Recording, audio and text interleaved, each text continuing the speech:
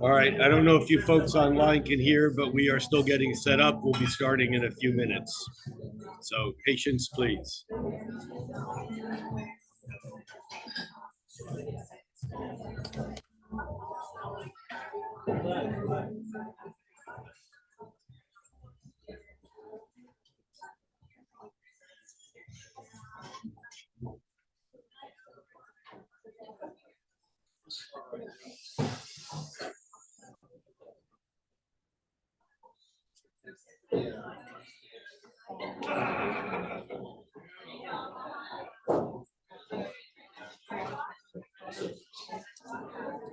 Testing.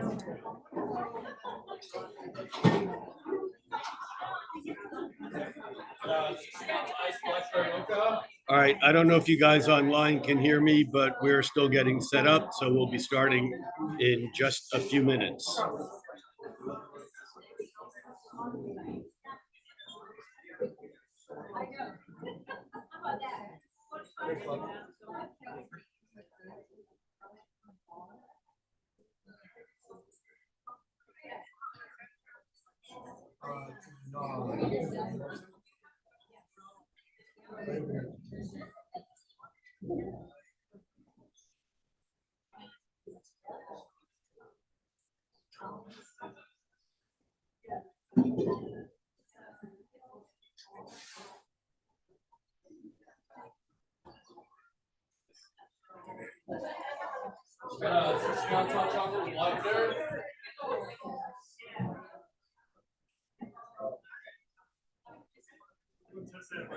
Am I testing? Am I testing this mic? This mic is not on.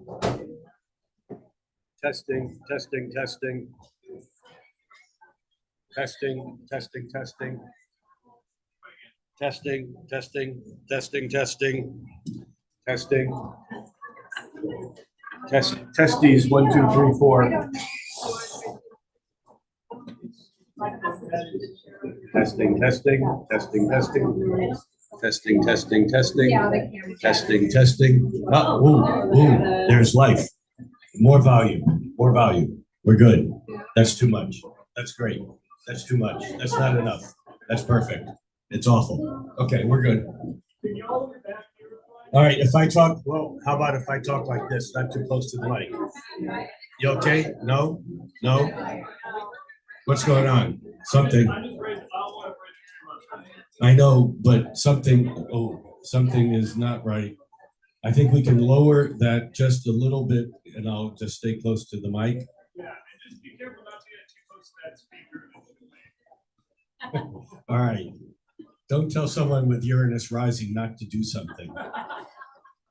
And then Sam, I think we're okay here. And if any of you online can hear, great, but I'm not sure. We're going to get that connected up here in a quick sec, and then we'll get rolling. Thank you all for your patience and for coming out this evening. So Sam, I'm waiting for you. I think, Sam? Okay, so I need to know if do you have a monitor on YouTube? Yeah, I can go over. All right, so I need to know whether we're good there, and we should be not sharing the screen. We'll do that when we get into charts. And if there's a chat going on YouTube, if anyone there can tell whether you're hearing us or not, or seeing me or not, that would be great. Who can't hear me? Well,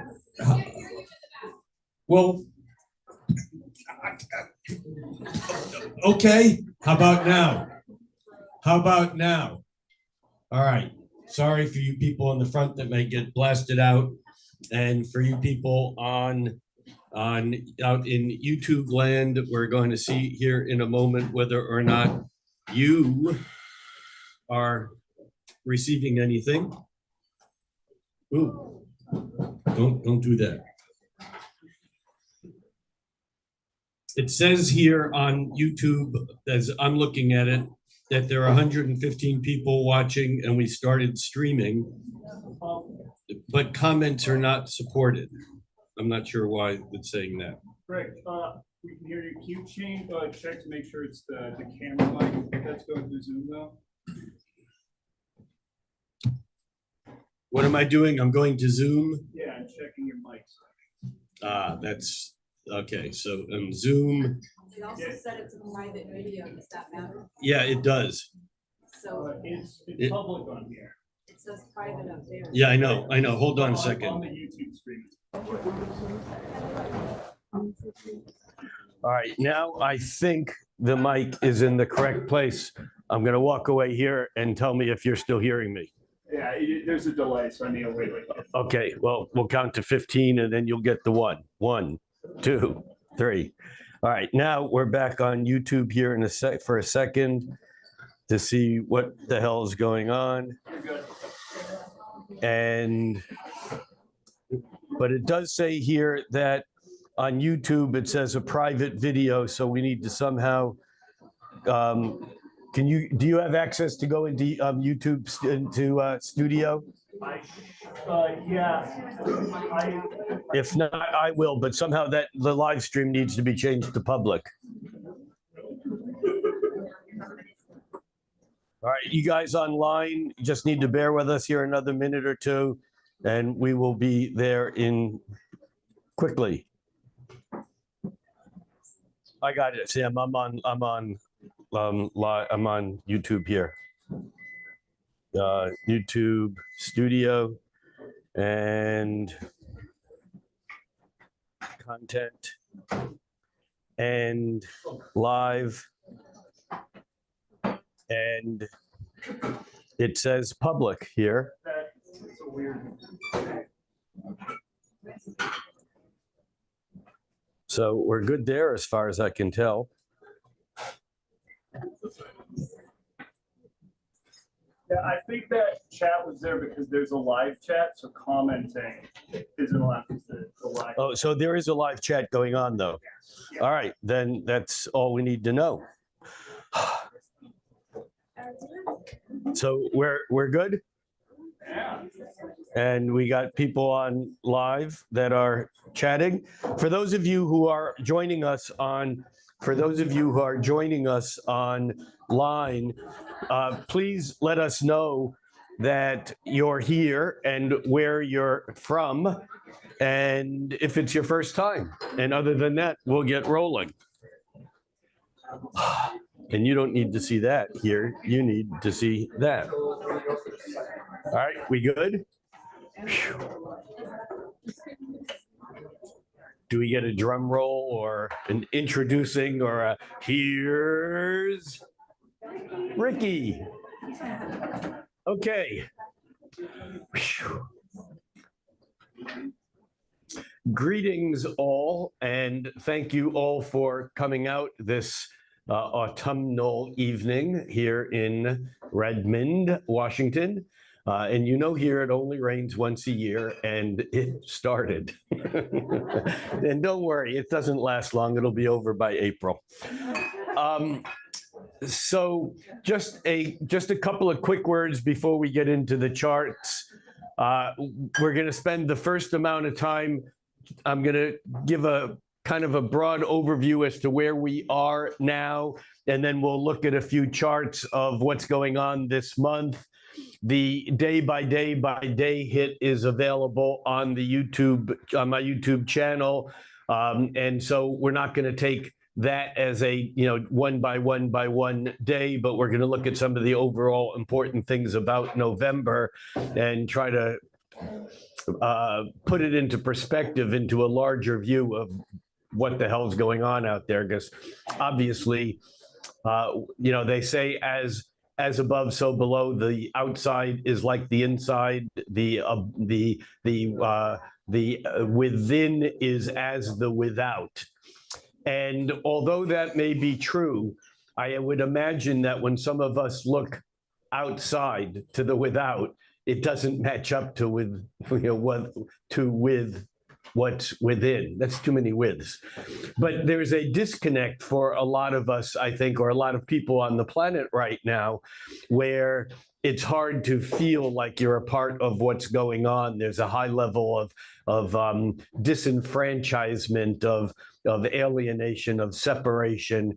And I know I've said this before, but I always think of my late great buddy and astrologer Jeff Jower, who used to say about the Aquarius energy in general, but I think it applies to all of us now.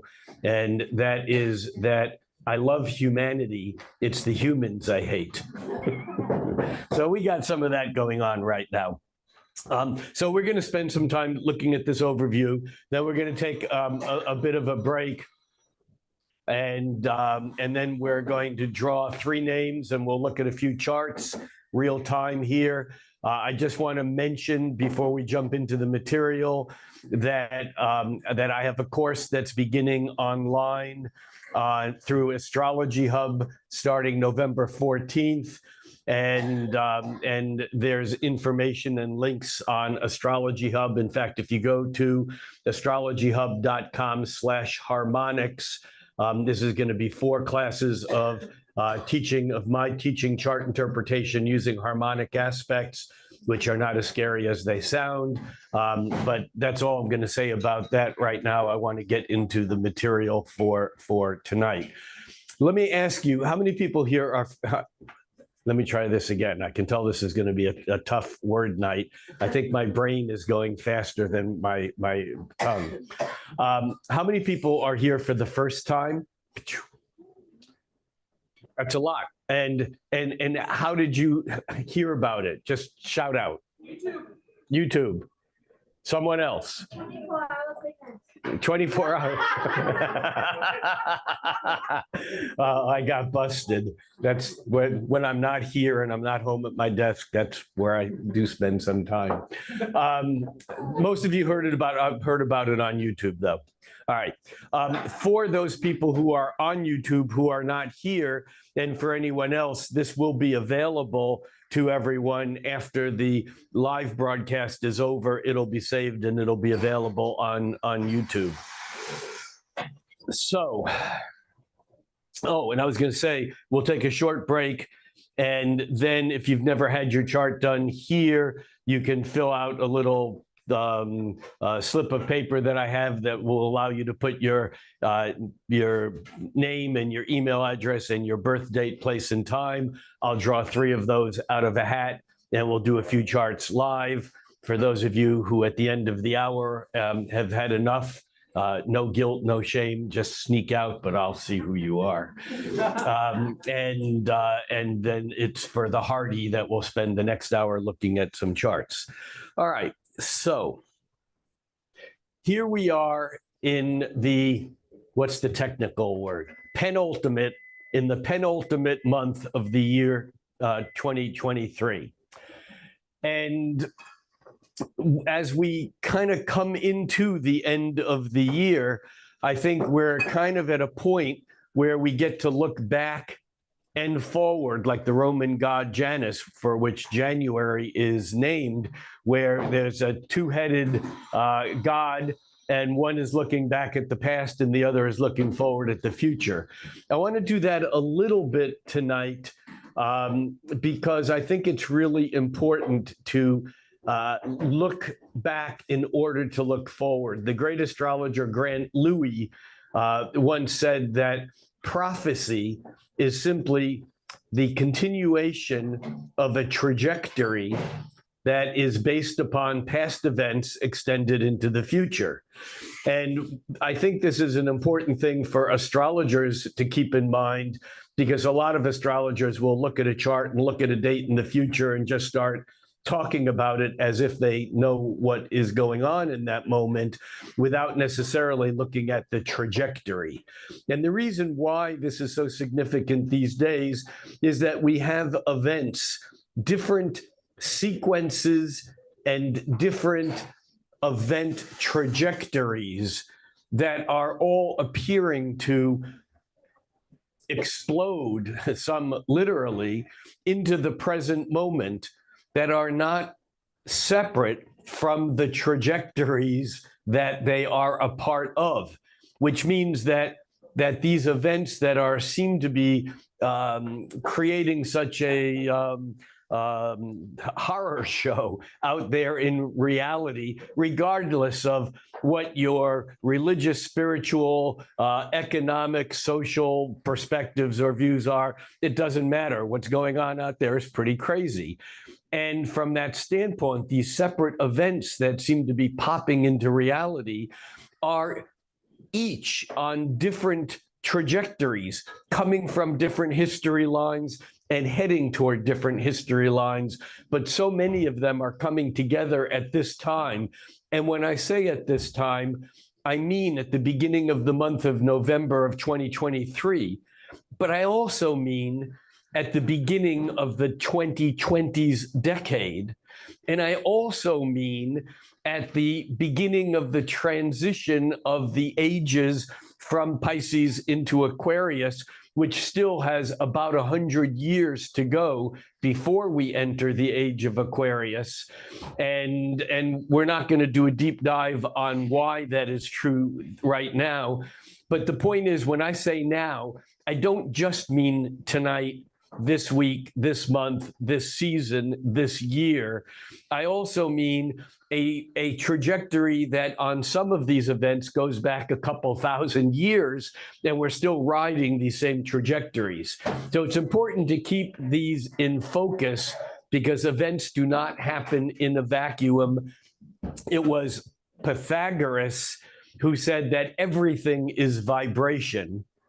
Everything, including you, including me, including the apparently solid table that I just tapped on. You know, cosmic rays go through the earth like it's not even there. The illusion of three-dimensionality is profound. As Albert Einstein said, reality is an illusion, albeit a very persistent one. And so we have this apparent three-dimensional world that's vibrations. And it was Pythagoras who said, all is vibration. But he also said that all vibrations are sympathetic and arise in harmony with other vibrations. And this is where it gets a little bit tricky. And this is kind of what we'll keep in mind as we look at what's going on in this month and the month of November. Now, in order to get a perspective of November, I think it's important to understand that we're coming off of a few significant astrological events that I'm just going to mention because we've done deeper dives on them in other months, and I'm not going to cover the material that I talked about last month. In fact, last month's talk is still also available on YouTube. But it's important to understand that the slowest moving planets, there's some seats up here if you're looking for some seats, unless you want to hide. But hi. Okay, so it's important to understand in astrology, it is the slower moving planets that create the longer lasting events. In music, it's the drums and the bass that drive the rhythm of the music upon which the keyboardist, lead guitarist, and so on will put notes on top of.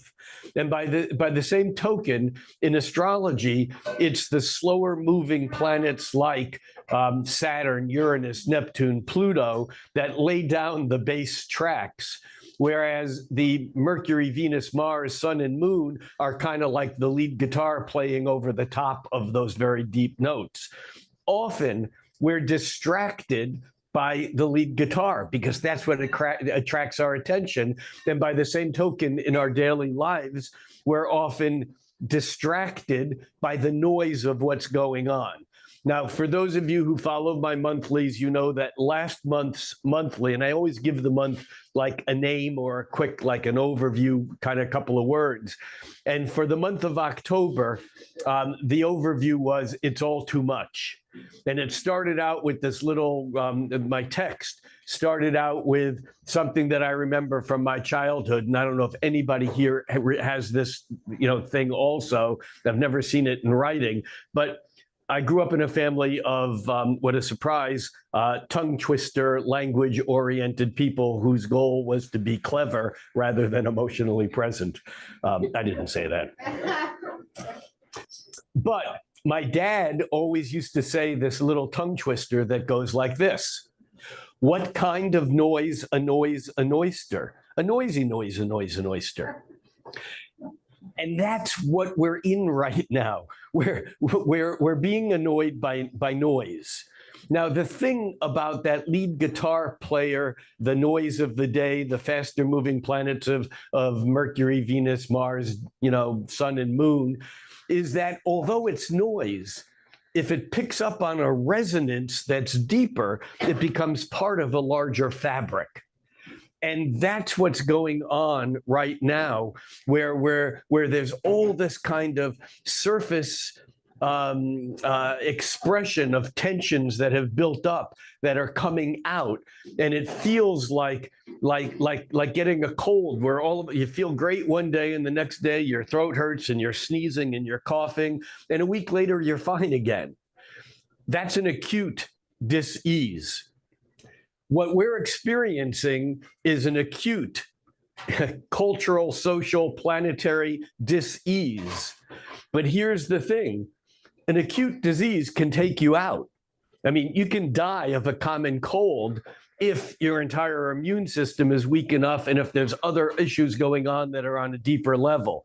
And this is what we're experiencing right now on a number of different trajectories, where we're seeing things explode into awareness, and yet they're resonating to deeper things. And we have to, in some level, not be totally distracted by the surface noise. And I'm not saying that we should go into denial, that we should ignore it, that we should tuck it away. It's important that we're aware of it and that we engage it. But one of the rules of true healing has to do with the difference between modern Western medicine, which in a larger context is called allopathy, which means treating things with the opposite. If you have a fever, the modern medical doctor will try to make that fever go down and suppress it to make it go away. If you have a rash, they'll put a medicine on it that makes the rash disappear. If you have a headache, they'll do a headectomy. All right, that may be a bit severe. But the point is that it's symptom-based. And often when we respond to the symptoms, we're not addressing the drums, the bass note, and the lower notes that are going on that are creating the situation where the acute diseases keep popping up because there's deeper weaknesses within the system. Now, without going into a whole philosophical rap about homeopathy, I would just mention that homeopathy is treating instead of allopathy, homeopathy, in effect, if we were going to put the emphasis on the wrong syllable.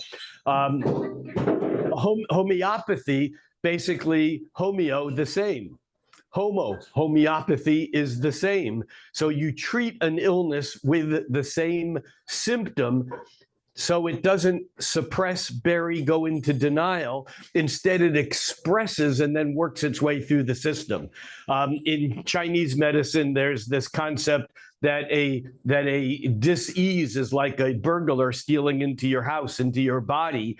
And in Western medicine, we just basically kill the fucker, dead. But it's there rotting in your body, whereas in the Chinese traditional concept, it's you open up all the doors and windows and let the burglar out.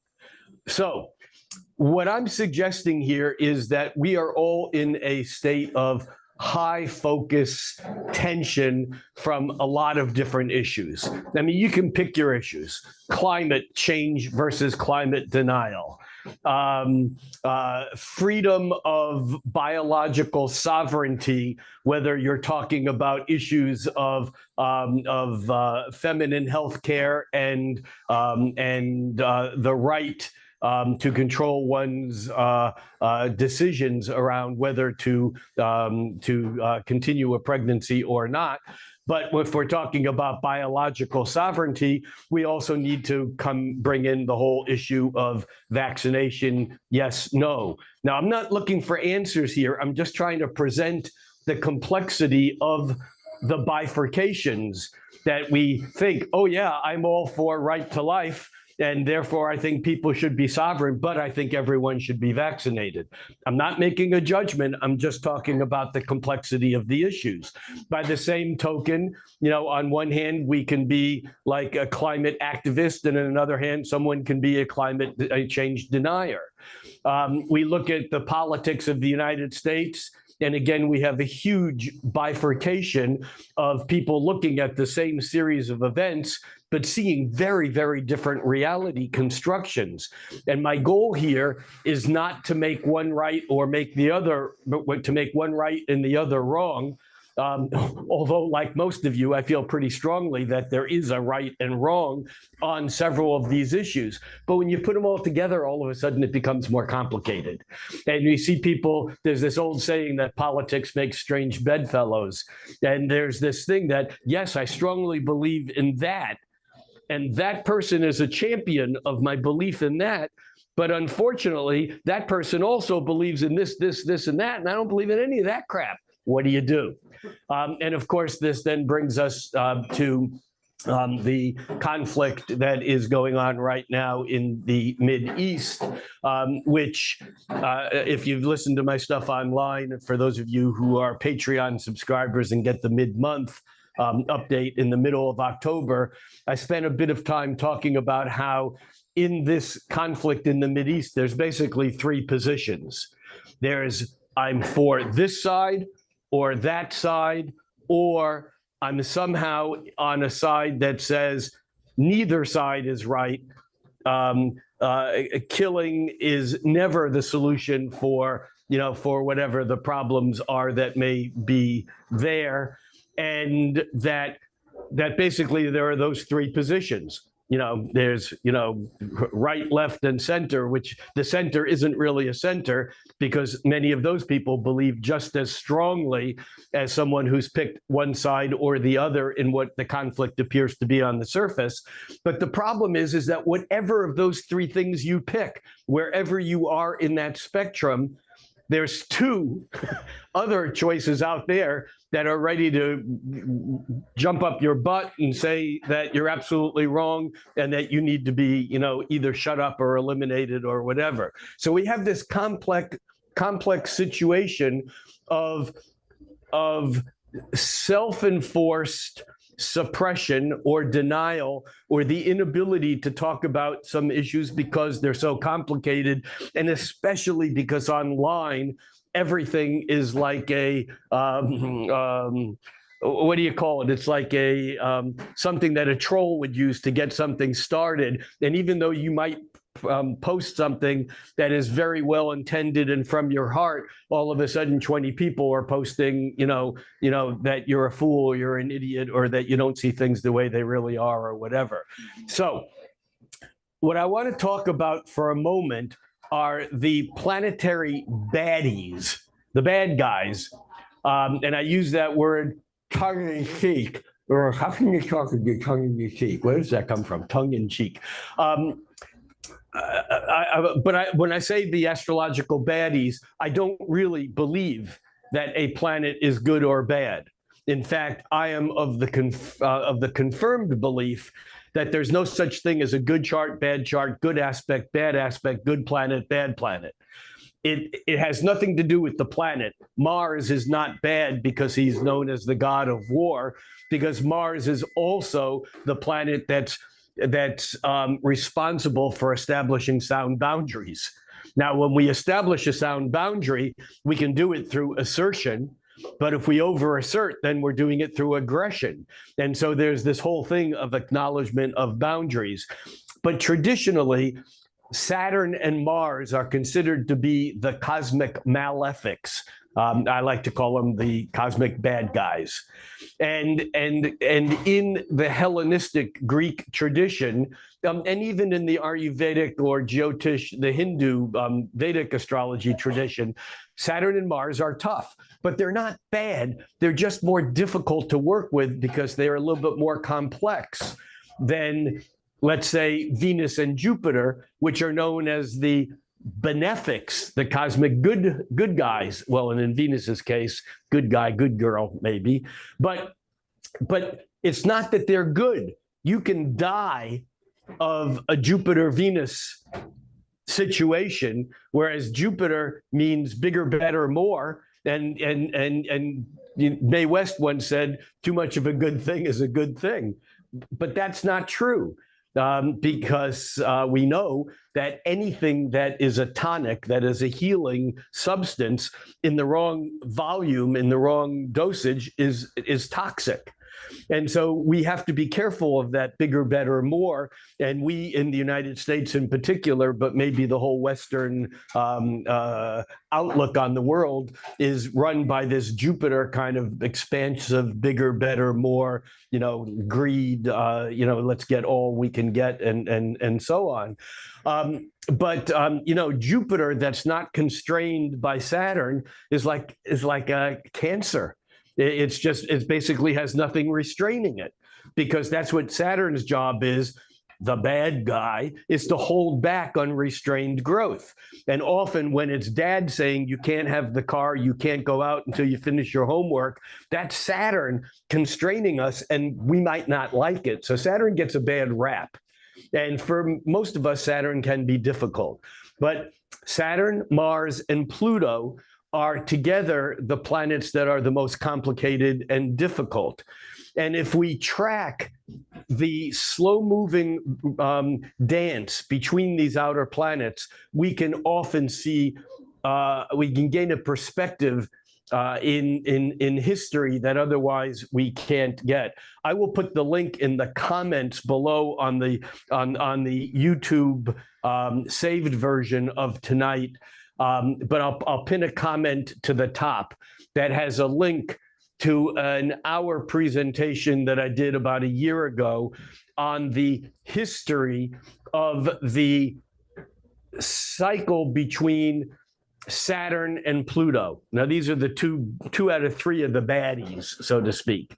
And Saturn catches up to Pluto 3 times a century, just like the moon catches up to the sun 12 times a year, or almost 13 times a year, but that's the 12 months or 12 months in a year, is that the moon catches up to the sun while the sun moves along. Well, Saturn takes about 30 years to go around once, but Pluto is moving very slowly. So it takes Saturn about 33 to 38 years to catch up to Pluto. And every time it does, it's like a new moon, except it's a new Saturn to Pluto. And that cycle has a halfway point, like a full moon.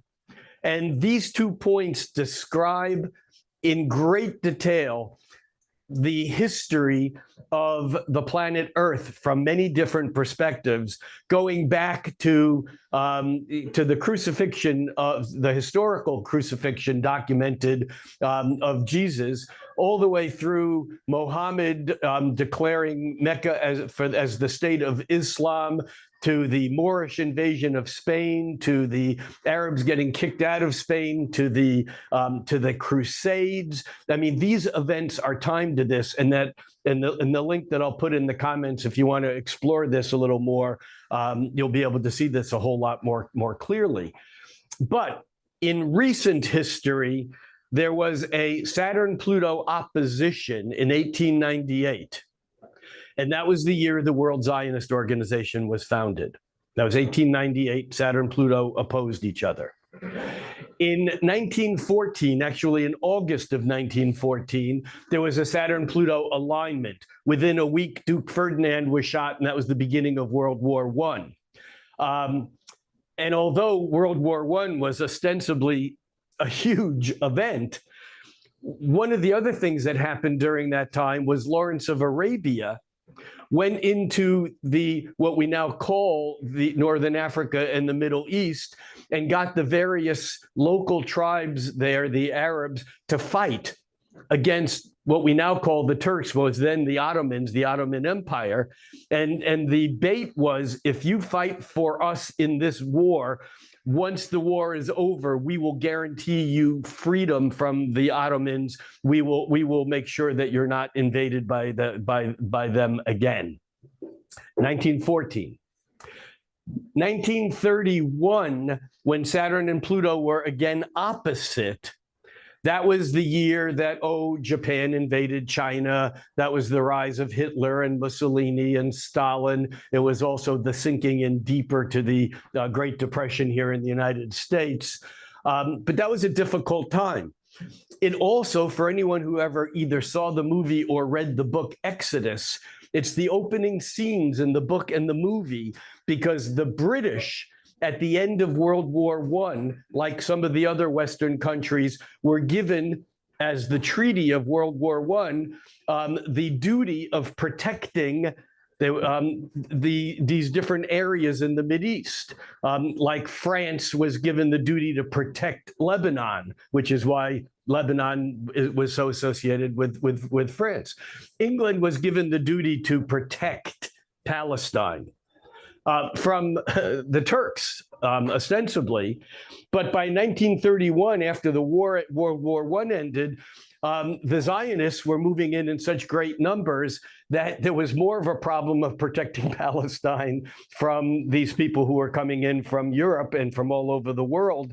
And England didn't know what to do. They threw their hands up in the air, and in 1931 declared martial law in what was then Palestine. At the next conjunction in 1947, give or take a year, which is really the amount of orb that we would give on these slow-moving transits.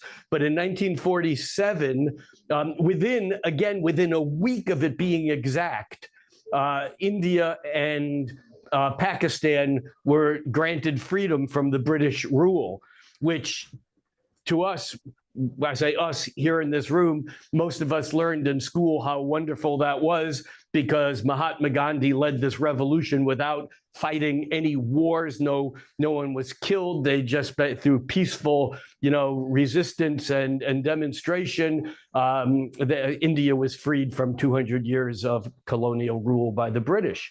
Except they forgot to tell us that 500,000 people were killed in the following year or so in battles between the Hindus and the Buddhists, the Hindus and the Muslims, over the Kashmir, which is why Pakistan and India were actually separated at first.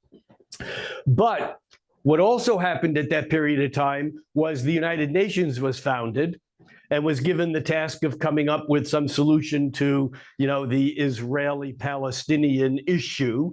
And within a year of that period of time, as we now know, Palestine disappeared and Israel was created. Incidentally, at the next conjunction in the mid-1960s, that would be the opposition between Saturn and Pluto in the mid-60s. This was also the United States' involvement in the war in Vietnam. And so many of us in this country weren't totally distracted by the Arab-Israeli war and the 6 Days War, and this was Israel, Egypt, and it was a very intense period in those same geographical areas. Or at the next conjunction in 1982, when Israel invaded Lebanon, and in fact, there was a response where a large number of Marines were killed at an American embassy in Beirut, and that was 1982. And then that was the conjunction, and then at the next opposition, we had the World Trade Tower bombing within a few weeks of the Saturn-Pluto opposition. So what I'm trying to explain or bring up to date is that what's happening right now is an acute what's the word for expression when something explodes, when you have an eruption? That's the word I was looking for. Thank you. What we're seeing is an acute eruption on a chronic dis-ease. And when I say the word chronic, understand that the word chronos is Greek for the word Saturn, which is Latin for the planet that we see up there. So Saturn is the Sirius planet that establishes long-term boundaries. And so when we say that a disease is chronic, we say that it's Saturn. It's settled in. And so we look at the history, this history even recently, and I'm not going to play this back any more than I just did, but when planets moving around in the sky impact Saturn, the planet of boundary, or Pluto, the deeper undercurrents that hold those boundaries together over time and that create the gradual transformation of those boundaries. When planets bump up against them, that's often when things erupt.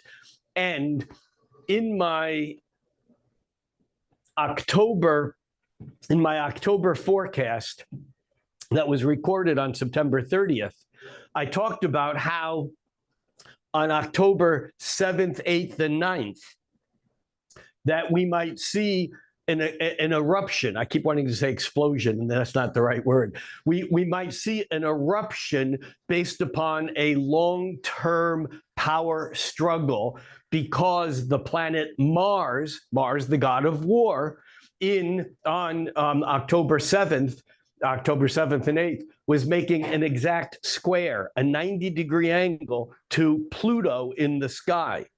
Now, Pluto, which had moved into Aquarius and began to give us back in March, April, May of this year, an inkling of what some things in the future might bring, then retrograded back into Capricorn, where it's doing all of its remedial work to bring down whatever Capricornian structures that it hasn't already destroyed in the past 16 years or so, while Pluto was moving through Capricorn. Are we okay there? Okay.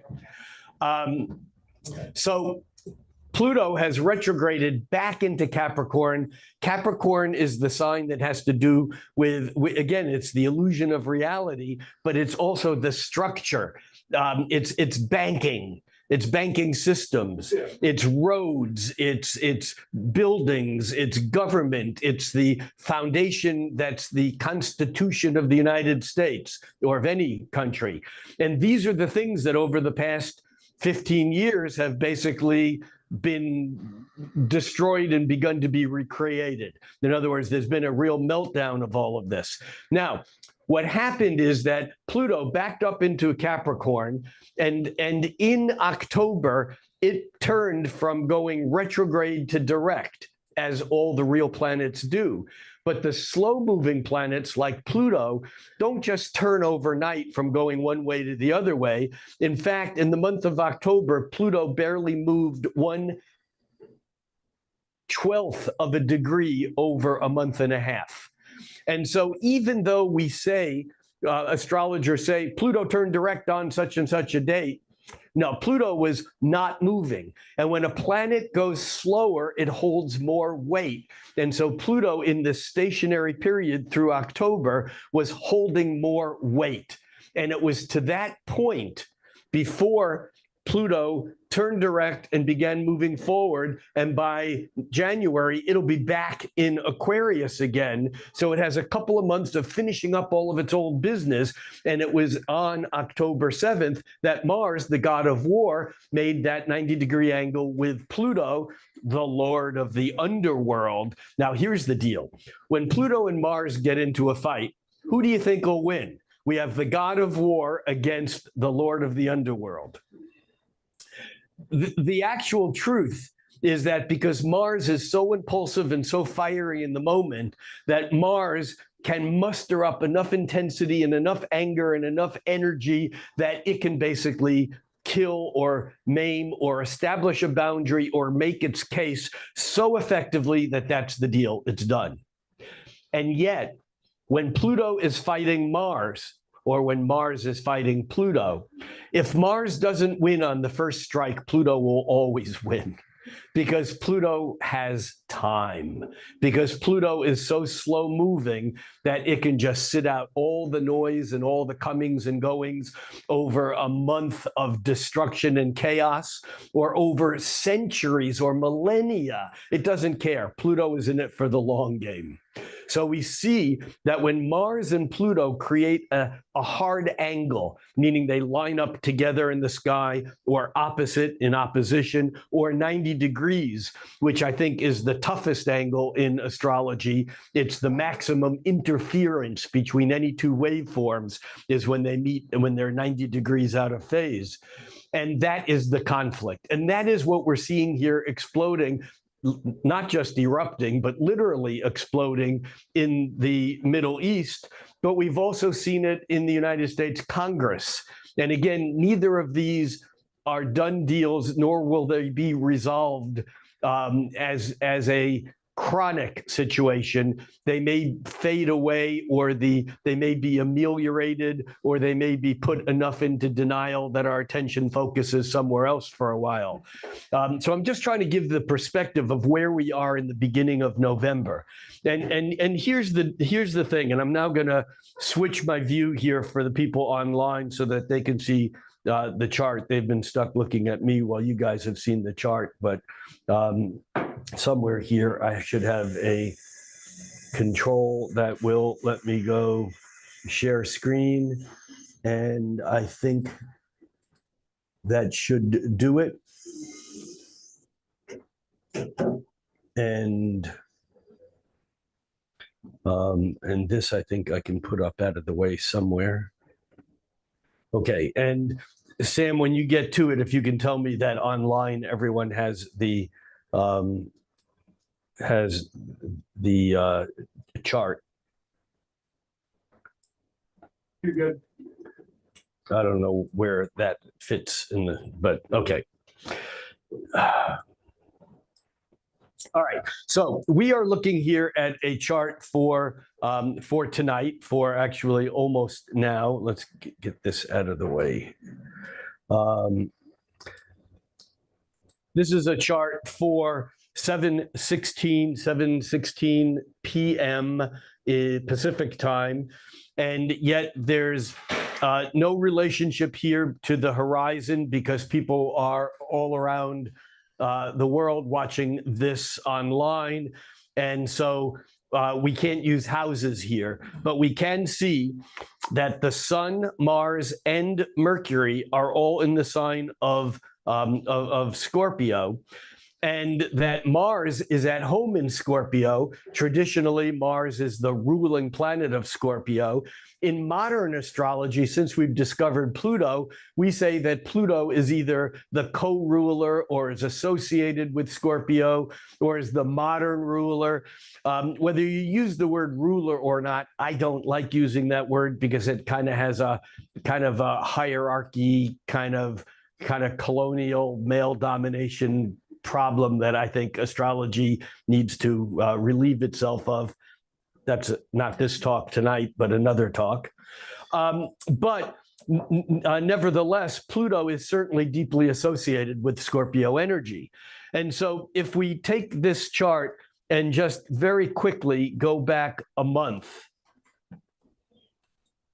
and we can see that 1 month ago, we're looking here at the chart for October 7th, 8th, 9th, and we can see that during that period of time, Mars at 27 degrees of Libra was making that exact square with Pluto at 27 degrees of Capricorn. So this is the power struggle. This is the explosion. Now, Mars will square or line up with, conjoin or oppose Pluto 4 times every Mars cycle, which is about 2 years. So this is not an uncommon event. It's just uncommon when it's in the midst of such other deeper events that it pops into this level of commotion, of chaos. But you can see here that in October, Mars squared Pluto. And then if we move this ahead, a couple of weeks, we can see that by the middle of October, we can see that the sun and Mercury were catching up, getting closer and closer together, and they actually aligned at 26, 27 degrees of Libra, squaring Pluto again. So it's kind of like we get this second bump of this energy of these planets having a hard aspect, a square with Pluto. Now, the reason why I'm showing you this is that one of the things that I'm asked immediately when we're talking about a month ahead is, and I did a talk or an interview with Amanda Pua-Walsh for the Astrology Hub last week, and it was like, so is it going to get better or worse? And my answer is, yes, probably. But astrology doesn't give us the answers that we would like to think it does.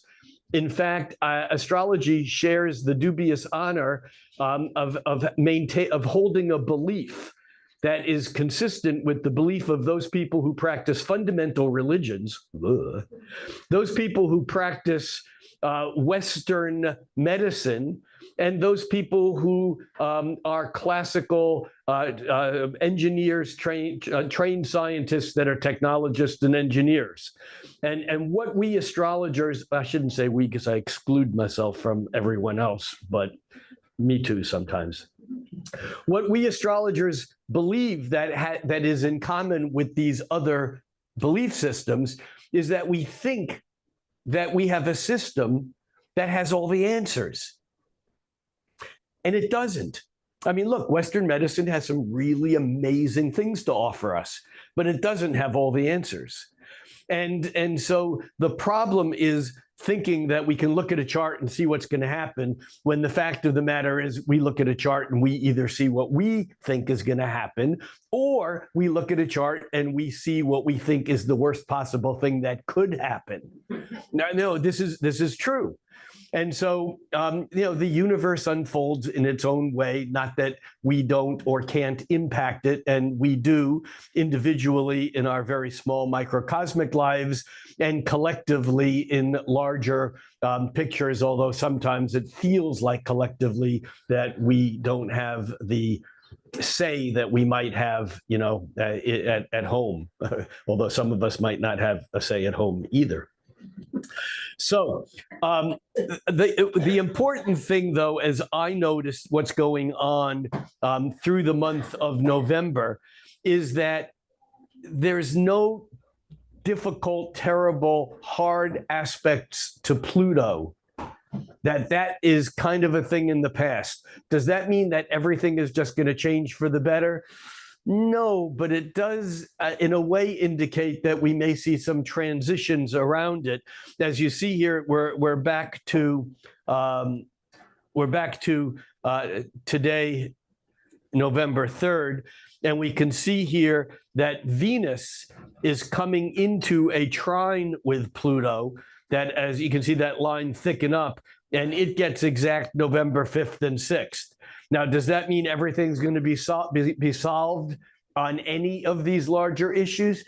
No, but it may mean that there's movement or communication that begins to unfold as Venus makes a harmonious trine to Pluto.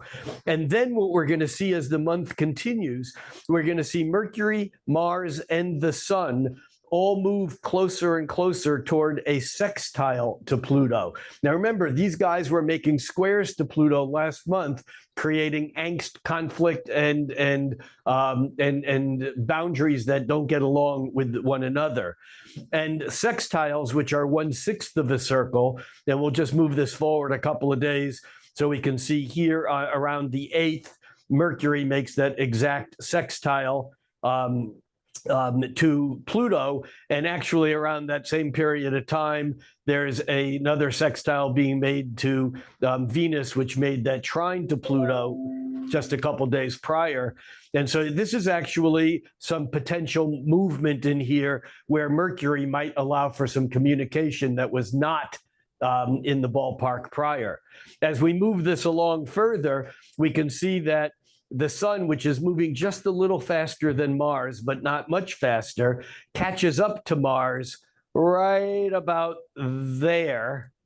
There we go. They're both at the same degree. And here now the sun, you can see how it catches up and passes Mars. Well, where does it do that? It does that when the sun and Mars are both making sextiles to Pluto. Again, we have another round of kind of smoother energy that's exact around November 20th. And then Mars comes in right behind it. Now, these are not going to solve any issues, but they may in fact indicate some movement on them. And because the other thing that happens throughout the month is that a lot of these planets that make easy aspects with Pluto are also making harder aspects with Saturn. Why is that important? Well, remember, Saturn is the ultimate authority.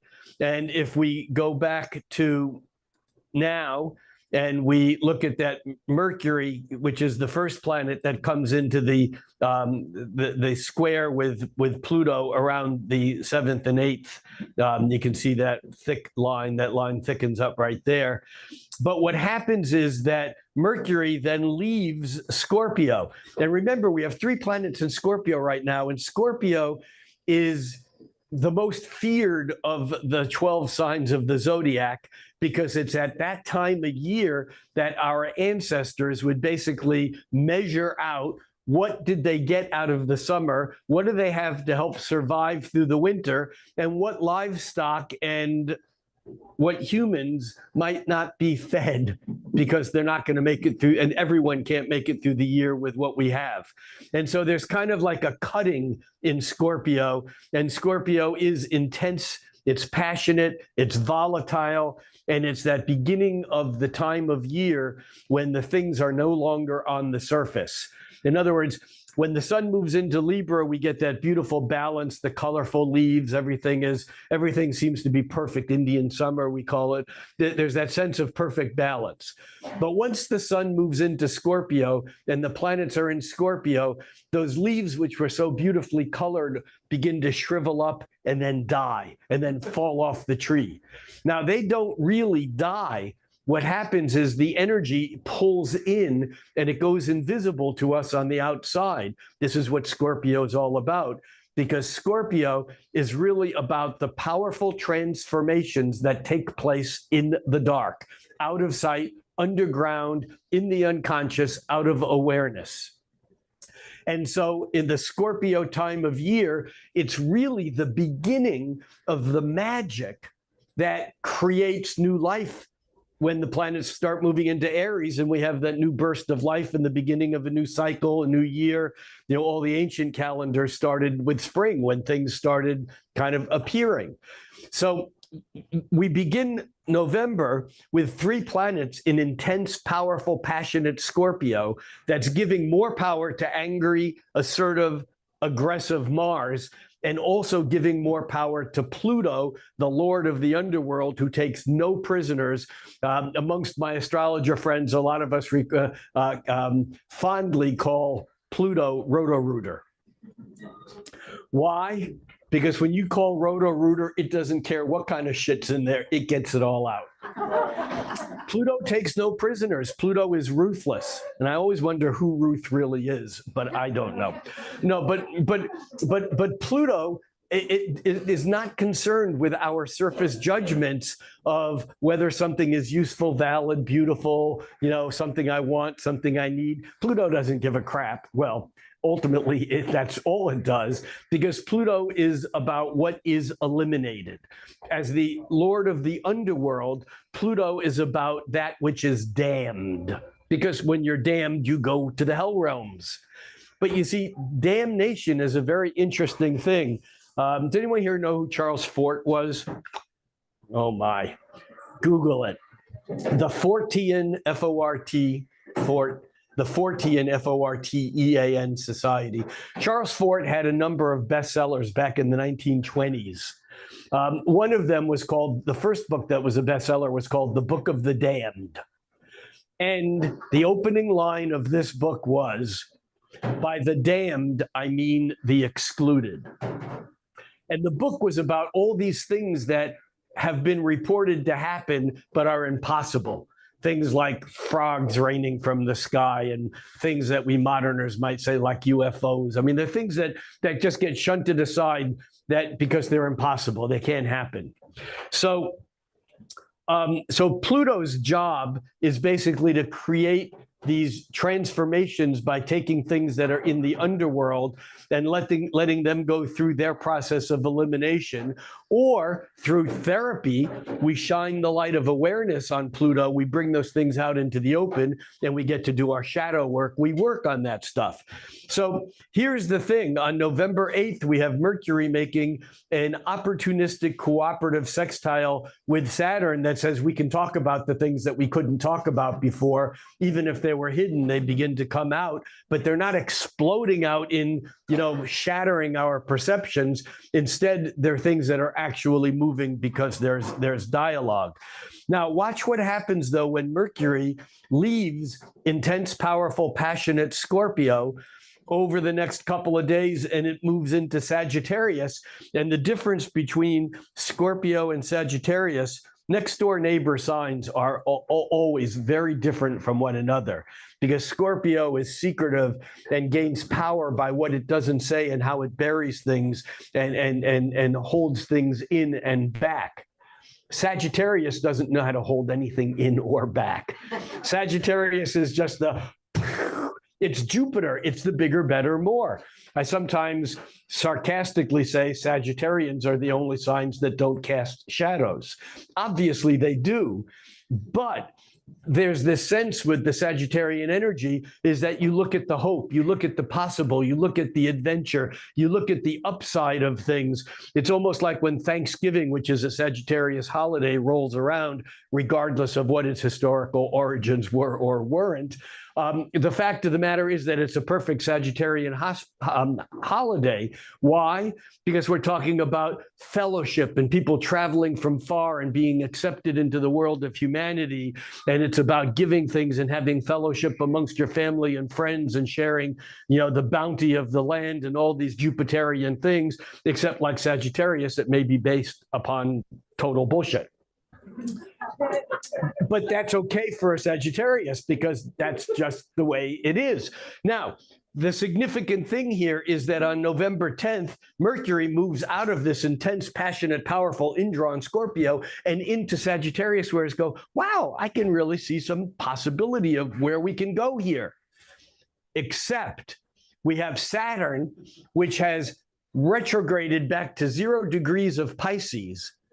And although Saturn turns direct on November 4th, again, like a slow-moving planet going from retrograde to direct, Saturn does not move 1 minute. That's 1/60th of a degree.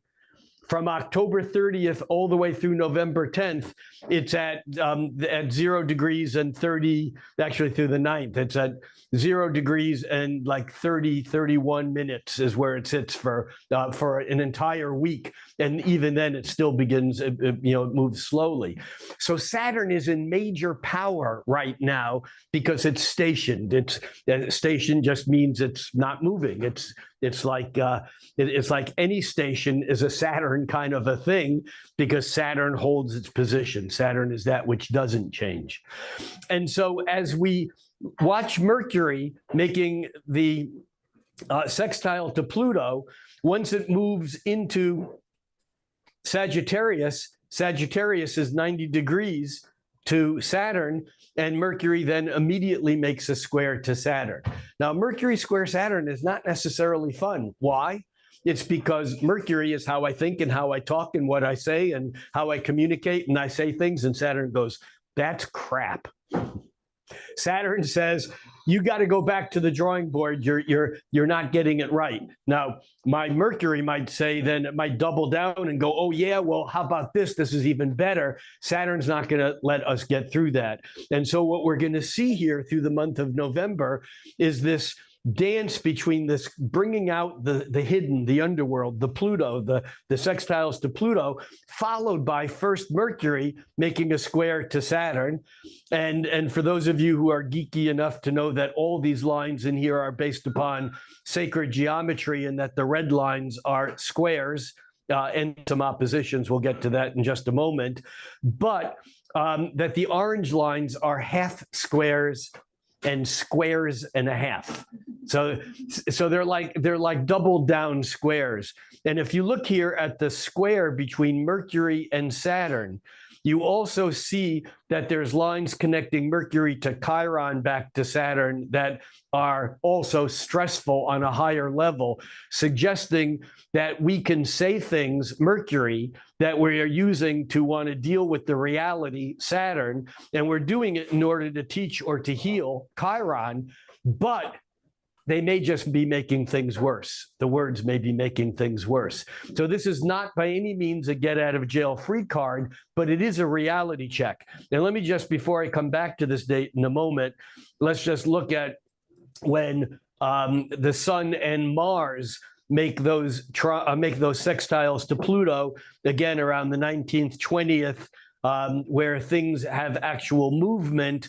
But again, by the 22nd, when the Sun moves into Sagittarius, it makes a square to Saturn, followed by the same thing with the Mars a day later. And so again, we're seeing this deeper energy going to work and then meeting the reality check, having to make it turn into reality. In other words, this is a great idea, but when we try to bring it into reality, we have to deal with where it doesn't work and then kind of go back to the drawing board. So this is one of the underlying themes for the month. But now I want to come back to the two lunations of the month. And we have the new moon that is a Scorpio new moon. And the new moon is on November 13th, but it's actually at 1:27 a.m. So we're here on the 12th.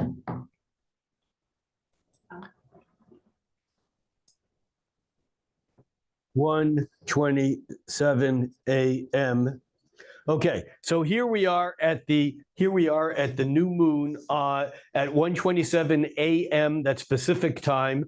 So if you're in New York or Atlanta, you got to add 3 hours. That would make it 4:27. If you're in Europe, you need to add 8 hours. By the way, this is already standard time because the clocks get turned back on Sunday night, the 5th. Saturday night after midnight, which is technically Sunday the 6th, I think. Is that right? Yeah. This weekend. I don't know. You figure it out. All right. Regardless, we can see here that this new moon is a new moon in Scorpio. And what's the new moon lined up with? Mars. And not only is the new moon lined up with Mars, it's opposite Uranus. And in fact, if we back this up a day, we can see that on the 12th, Mars is opposed Uranus exactly, and the new moon comes into that. So the new moon is conjoined Mars and opposed Uranus. Here we have a little bit of what will either be a problem or a breakthrough, which I don't know. It could be both and it could be either, and it depends upon your perspective, your point of view, and which of all those bifurcated issues out there you're looking at. But here's what's going to happen energetically on those days. Uranus is the planet that releases pent-up tension. You know, if you were to grab one end of a rope and I was to grab the other end and we pulled it tight enough, someone could come along and pluck the middle and it would go. Okay, a guitar string makes a sound because it has enough tension on it, and then you hear it vibrating. But if you vibrate a string too much that has too much tension on it, the string breaks. By the same token, every opposition, meaning every full moon, although we're talking here about a new moon, but every opposition is like a tug of war where the tension is pulled and we're in the middle. And tension has to do with energy being pulled away from the center. The tension on a string is very different than the compression I might feel on my shoulders if I'm carrying a backpack with 150 pounds on it. That's compression. Oppositions are tension. So here, the tension is between this desire to go deep and to make things that have meaning, the Scorpio, the passion, the intensity, and to be willing to fight for that or to argue for it. Because remember, one doesn't have to fight with a gun or a knife. One can fight with one's feelings, one's actions, one's words. But that intensity of that new beginning of the next cycle, new moon in Scorpio, is opposite Uranus.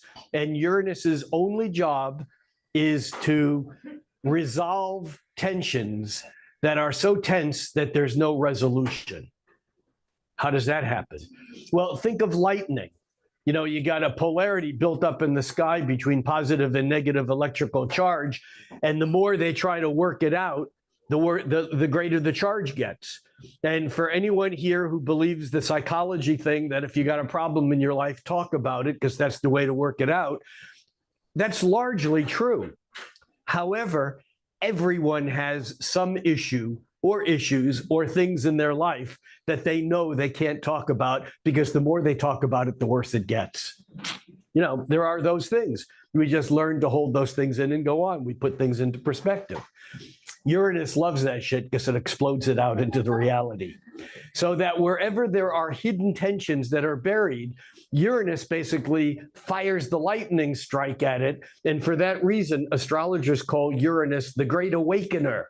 Why? Well, when lightning strikes for a moment in the middle of the night, you can see everything. The lights go on. Uranus is the greatest aha experience. It's like sudden epiphany. Keywords for Uranus are sudden and unexpected and unpredictable. All right, so how does an astrologer deal with predicting the planet that's unpredictable? Just like I did. Something's going to happen, but I don't have a clue what. Now, that sounds like it's an escape hatch for lousy astrology. But in fact, when you hear the astrologer say, well, that Mars is going to square Uranus, and therefore it's going to be a couple of days of intense warfare and fighting, I would say two things. One, tell me a day when there hasn't been intense warfare and fighting on the planet, at least in the last century or maybe 10. And number two, it's not just about the surface of what appears to be hostile interactions or fighting, because Uranus also can relieve the pent up or built up tension. And so my statement about November that's going to hang over everything else that I've said, hangover, holdover, I don't know what that word is, be on top of, that doesn't sound, hover. Whatever. The overriding thing about the month of November is that we'll be okay if we don't succumb to our impulses. Because what's our impulse? Our impulse is Mars. Hit back. That's the impulse. You know, however, what we're seeing astrologically is a case to be made for transforming those gut level impulses into something else that deals with the underlying issue, the plutonic underworld, rather than the noise that's happening on the surface.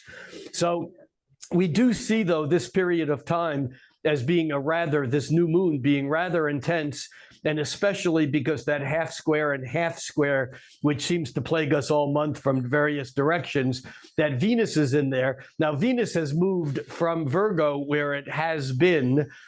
Venus moves, runaway chart.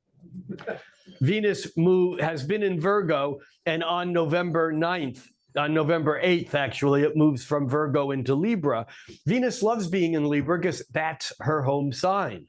And so as such, as we get closer and closer to this new moon, what happens is that the new moon is a half of a square, 45 degrees, to Venus. And Venus is a square and a half to Uranus. A half a square and a half equals 2 squares, which is what an opposition is. So we see here that Venus is at this delicate point that is in some ways wanting to find the diplomatic. That's a good Libran word. Venus in Libra likes the idea of being able to make things nice by being the go-between, the counselor, the therapist, the in-betweener, or the diplomat. And here, Venus in its role as a diplomat is actually exacerbating the tension on this opposition. What does this mean? I don't know. You tell me next month. I mean, what I do know that there is tension and that things will happen, but the question is, in what ways will this energy move? Now, this is the first piece of the major transitions of November, but I want to quickly move this all the way around to 2 weeks, which is a fortnight, forward, so that we can see the moon as it is approaching full. And the moon is actually full. Let's back this up just a little bit so that we get the exact time here. It is 4 degrees and 44 minutes. So we can do it this way. 51. There we go. That's close enough. So here we have at 1:16 a.m. on November 27th, we now have the sun having moved into Sagittarius. All right, so the sun, remember, we started this month off with all these planets in Scorpio, the intensity, the power, the passion, the volatility.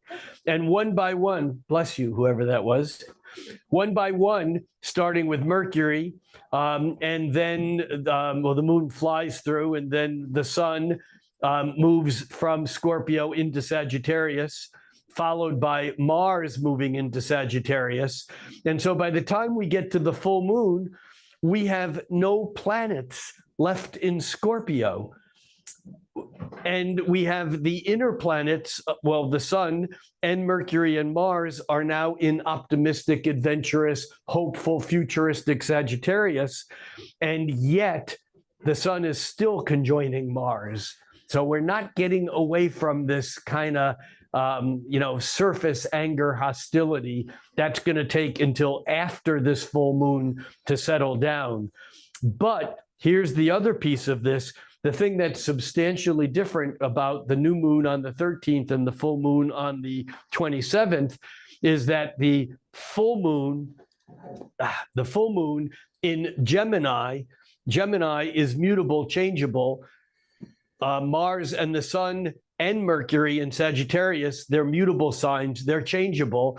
In fact, Pisces has Saturn and Neptune in it. They're changeable too. If we went back 2 weeks prior, we'd have the sun and the moon and Mars and so on, all in Scorpio and Taurus, and they're fixed. So we are going into a place at this full moon where the energy is more fluid or ready to change into something. But here's the other thing that's of importance, and that is, although the full moon is not connected with Pluto, and it's not as connected with Uranus as the new moon was, it's square to Saturn. And so I, again, think that by the end of the month, we have either some structure occurring on whatever these changes are that we need, or there's some hard hammer of authoritative something that comes in and just stops the movement. But in some way, I think this full moon is bringing us into a place where it still may feel uncertain, but we're getting that Saturn reality where it's almost like we have to give up some of what the illusions are that we've been hanging on to. And make no mistake about it, there's deeper stuff that I know I talked about last month. I'm not going to talk about again tonight. There's some deep stuff that's been occurring through 2023 and even in years leading up to it that kind of have given us this inability to separate out what is real from what is perceived as real. I love the quote of Anais Nin, who said, "We do not see things as they are. We see things as we are." And I think that that problem has been with us, is not going away. And in fact, as we move into Pluto moving back into Aquarius early next year, and all the planets moving direct again, starting, one by one, they're falling. They were all the outer planets were retrograde. Pluto turned direct in October. Saturn turns direct on November 4th, even though we know it'll take time for it to really start moving forward. But Neptune turns direct the beginning of December, and then Chiron and Jupiter turn direct by the end of December, and Uranus turns direct in January. By the end of January, beginning of February, all the outer planets are moving forward. And this is why, to some extent, November still may feel like a continuation of October, when there's all this surface noise going on, all the inner planets, the Sun, Mercury, Venus, Mars, they're all moving quickly, making lots of connections and aspects. Meanwhile, the outer planets, Jupiter, Saturn, Uranus, Neptune, and Pluto, and Chiron, are either retrograde or, for all practical purposes, not moving. They're basically all, to some level, kind of stationary, if not exactly stationary, meaning that we can feel frustrated because we're not getting to where we're getting to, even though we may be doing everything right. It's almost like we can't get deep traction. So those are some of the main things that are going on in the month. There are other aspects that occur, but I think that the important thing to understand is that the month of November, I think my words that I used on the YouTube forecast, the monthly forecast, was finding our way. Now, I don't think that means we've found our way, but it does mean that there feels like there's movement going in various directions, but I don't think we can tell yet what direction things are going in. And this is the crazy making, frustrating thing about how one might look at all of this, because we would really like to say, no, this is happening. This is going to go this way. This is going to go that way.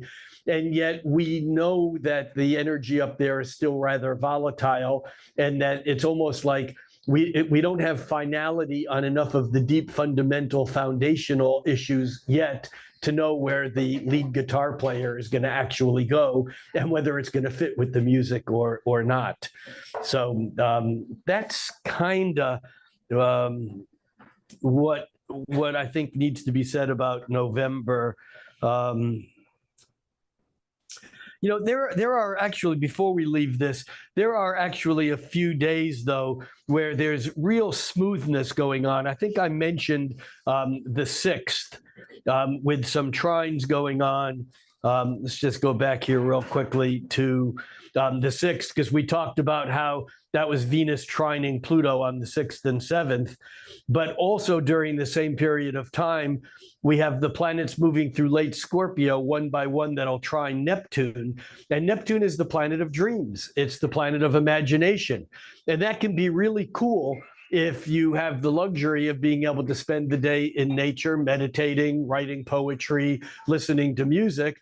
But it's not necessarily a great day to negotiate the details of a treaty, or of a complex interaction with someone that you love, trying to figure out how you're going to take your relationship and move it into the future, because Mercury trine Neptune is about dreams.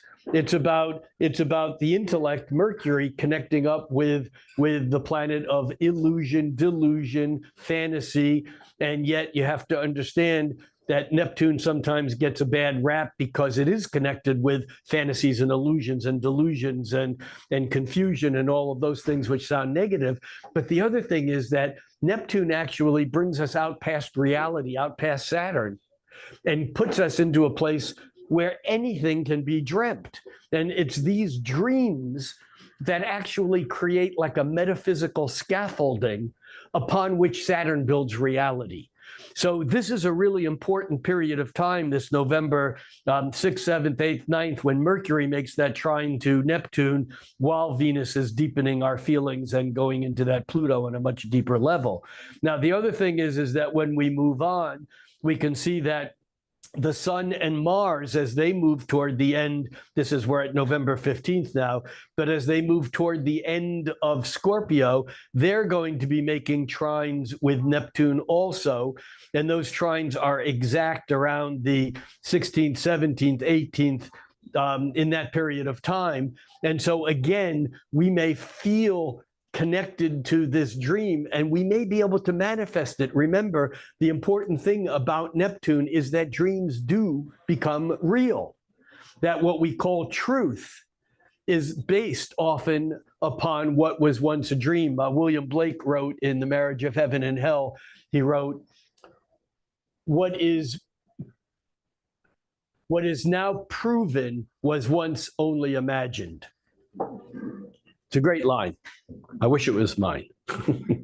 So this period of mid-November is another period of time around the 17th in particular, when we may see some potential for breakthrough. But that's also, remember, there is that Mars trine the Sun. And what this really means is that if we use our imagination, but don't get lost in thinking that the fantasy is what's real, if we use our imagination, we can actually create real magic in manifesting those things which may not have been within reach prior to that period of time. And then, of course, we mentioned the Sun moves into Sagittarius on the 22nd, and Mars moves into Sagittarius on the 24th. Excuse me. And that pretty much takes us through the end of the month from an astrological point of view of what's most significant. Now, before we take a short break, questions here from the audience? Yeah, Robert, hi. Hi, good to see you. Do you have any thoughts on the fact that Mars is Cazimi in its own sign?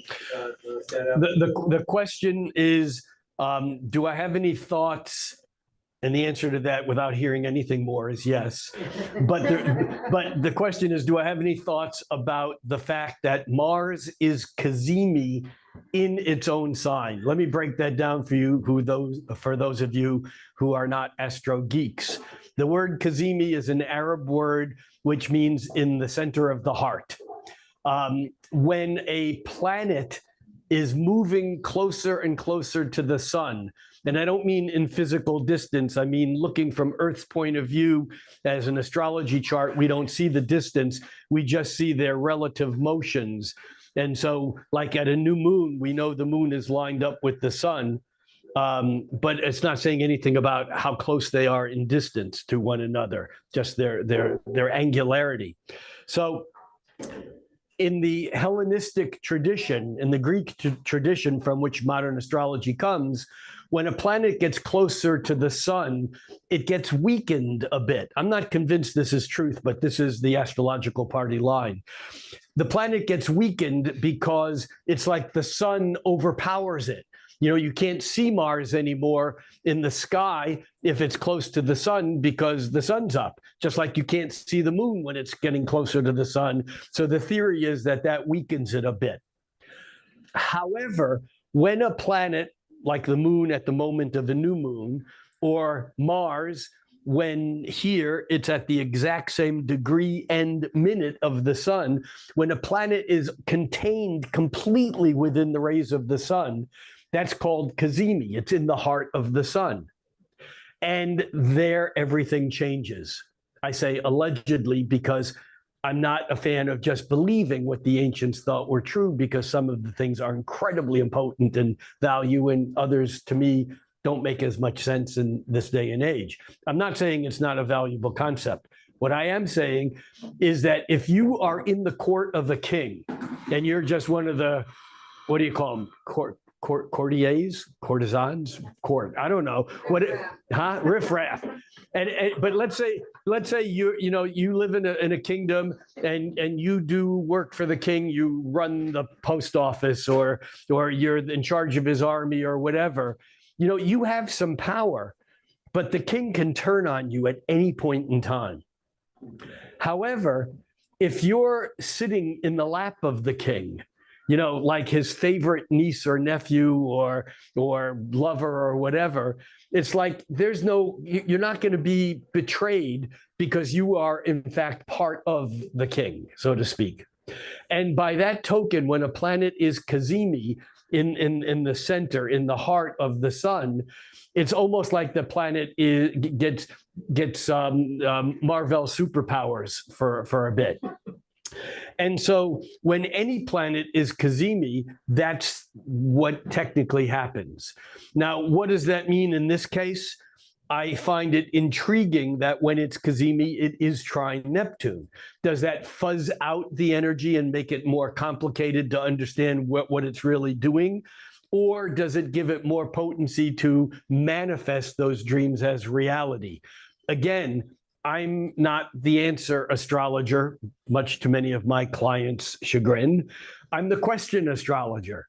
I don't know what the answer is to that question, but I do know that it's significant on some level.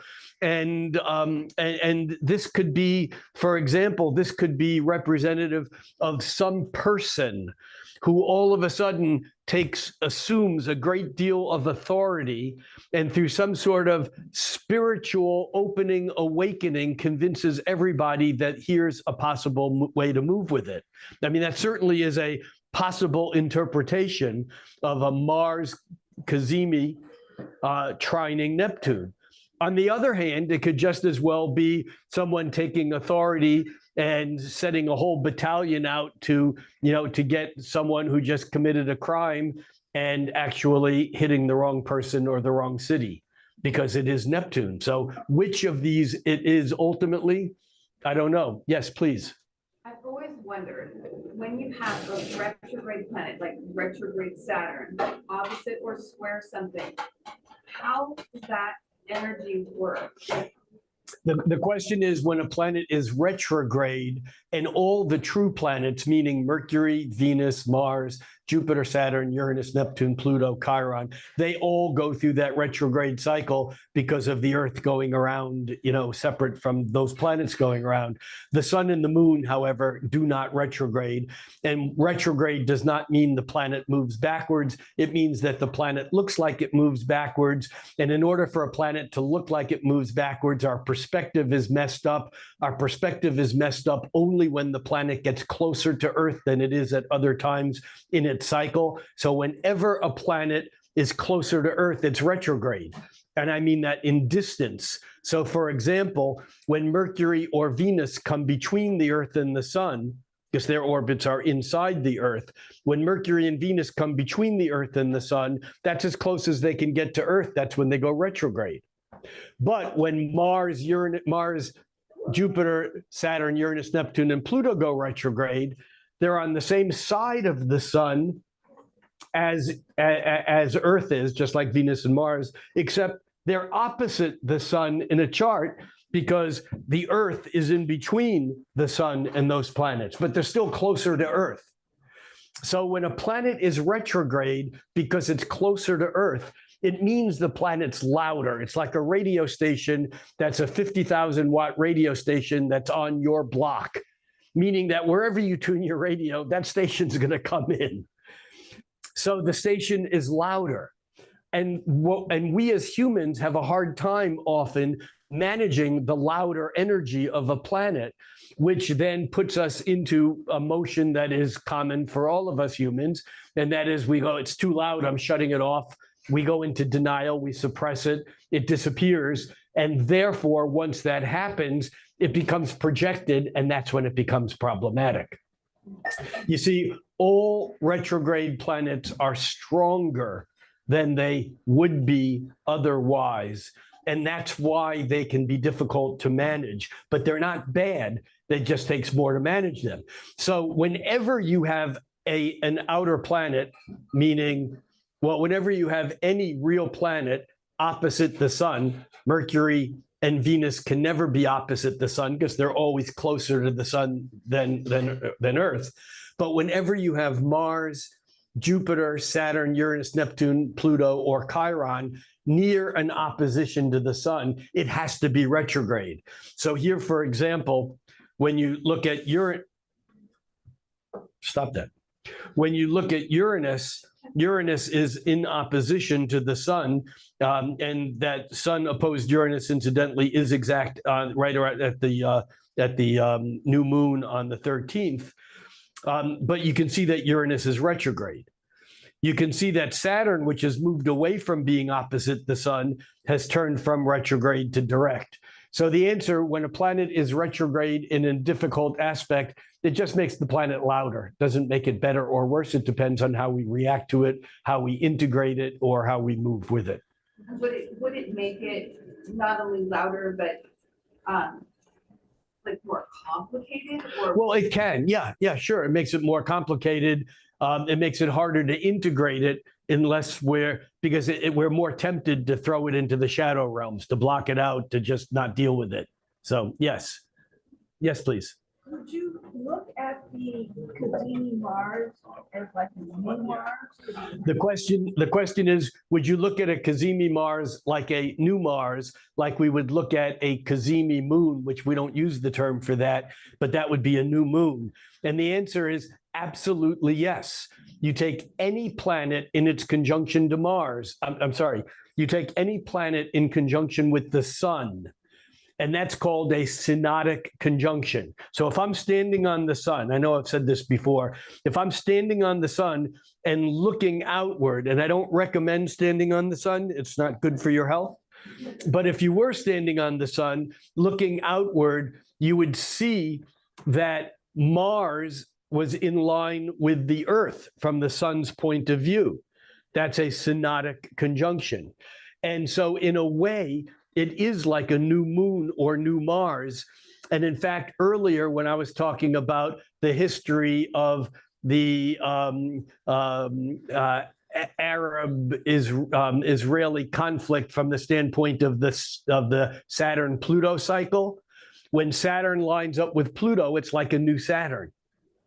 So the answer is yes. When any two planets, we can pick any pair of planets and unfold them in cycles.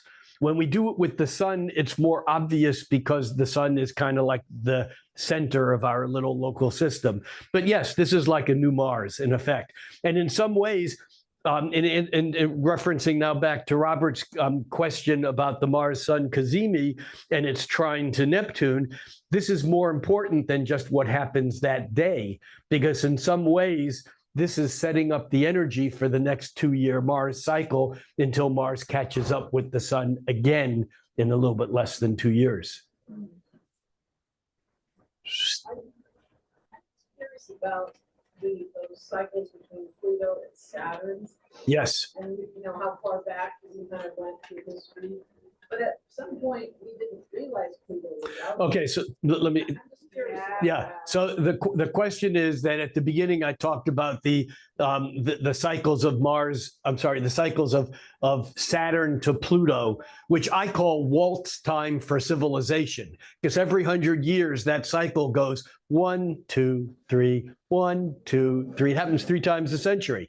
And if you want to think of a Straussian waltz, it goes 1 and 2, and where the ands are the oppositions. 1 and 2 and 3 and up next century. 1 and 2 and 3 and but the question was, how can I track back a Mars? I keep saying Mars. How can I track back a Saturn-Pluto conjunction opposition cycle prior to the 1930s, because we didn't know that Pluto existed prior to that? It's a good question, but the answer is very simple. You don't have to know that transiting Saturn is conjoining your natal sun, as it does once every 28 or 29 years, to have it impact your life. You don't need to know intellectually that where you are by looking at a map and seeing where you are. You don't need to know that to basically say, I'm here and there's trees around me. In other words, we have our direct life and our direct, and if I walk this way, I'm not getting to where I thought I was going because it's much farther away than I thought, but I may not have that map. The planets don't require us to know about them. They don't require us to believe in astrology any more than belief in alcohol is required to get drunk. In fact, my guy Grant Louis actually wrote, I believe in astrology for the same reasons I believe in the intoxicating effects of alcohol. It works. Hold on. And then there is the other concept, though, and that is astrology doesn't require belief any more than a hammer. It's a tool.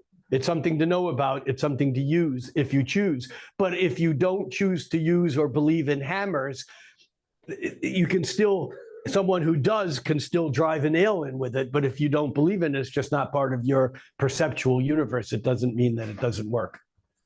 I guess it's just the consciousness part of it, like our consciousness. Yeah, and as we become more, the comment was that it's about the consciousness of it. This is why we practice astrology. Well, this is why I practice astrology, because it's a great tool to expand our consciousness. It's in the true meaning of the word psychedelic. It's not a psychedelic drug, although I know people who are addicted to astrology way more than they were to LSD. But it's the word psychedelic means expansion of mind expanding. And astrology allows us to expand our awareness into realms where it wasn't before. And Buddhism 101 basically says that the only thing you can change is your awareness. Can't change anything other than how where you choose to direct your mind. And so when we choose to direct our mind onto some of these cycles that we didn't know existed, that enables us to see patterns that we didn't know existed before, which then gives us potential to make different choices than we made invisibly before because we didn't know there was even a choice to be made. So, there was someone, yeah. One more question. Because Yeah. we have the North Node in Aries around that same area, like the 24 degrees. What language would you use to talk about that? Like, Hungarian. No, the question was, what language would I use to talk about the North Node? And for a moment, I was channeling my favorite divine spirit guide, and that's the wise ass. Or in Latin, I think it's Wisius Assus. The question is about the nodal axis, and I don't want to delve too deeply into this right now, but the nodal axis is very simply the place where the moon's orbit around the Earth intersects the Earth's orbit around the sun. And the reason why that's so significant is that if you understand that everything in the world is vibration, the Hindus call what we see and what we perceive as Maya, meaning that this really isn't a gathering of people in a coffee house with someone talking about astrology.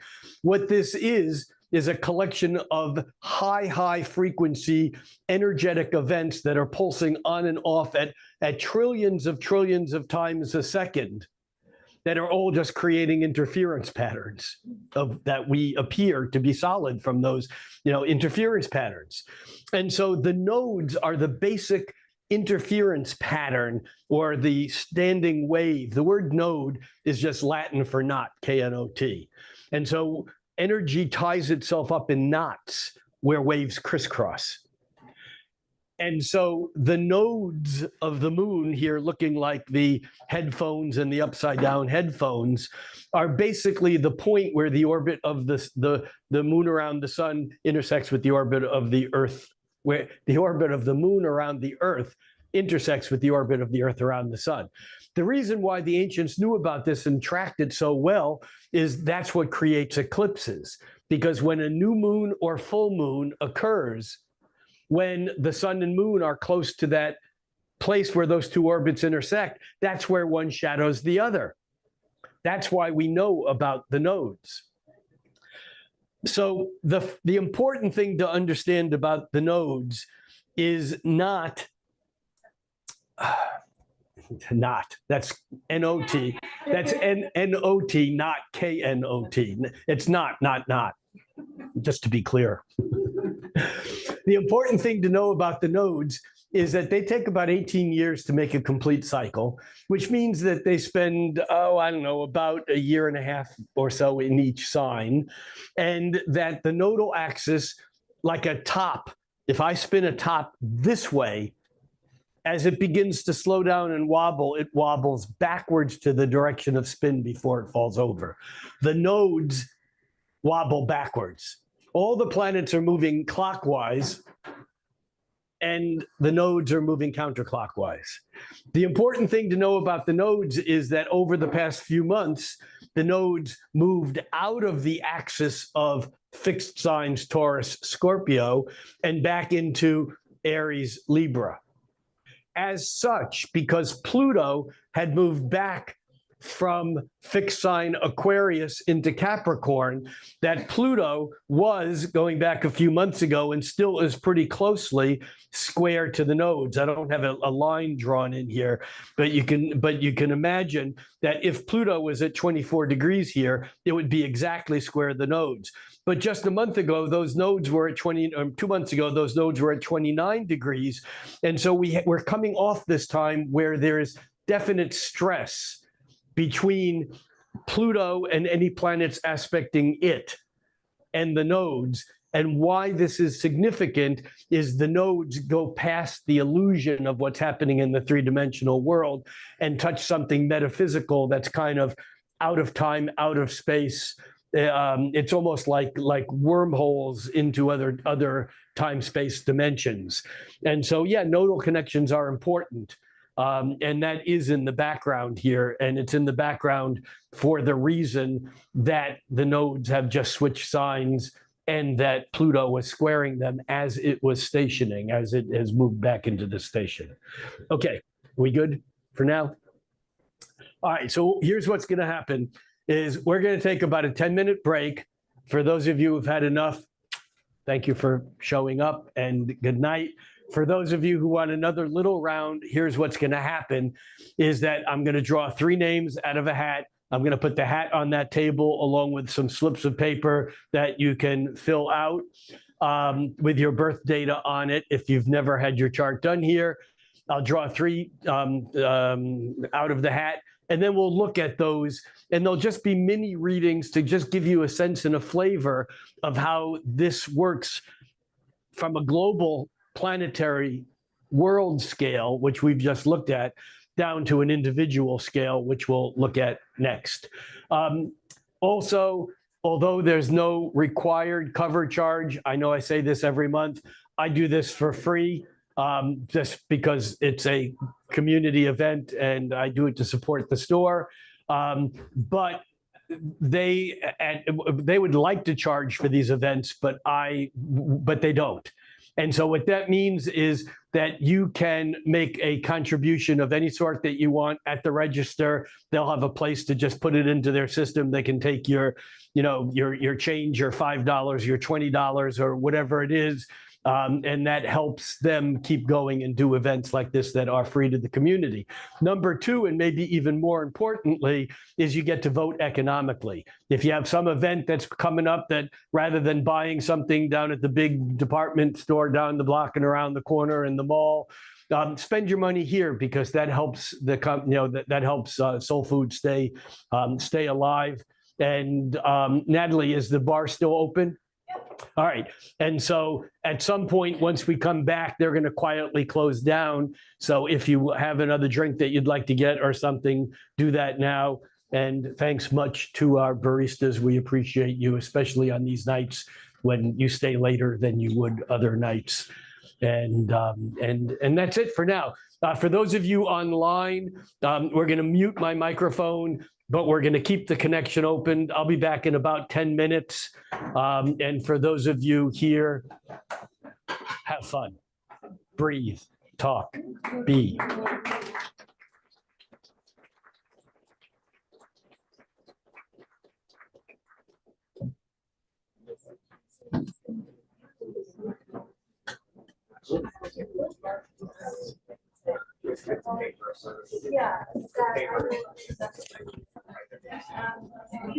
All right, Sam, do I hit the mute here? And that should be good?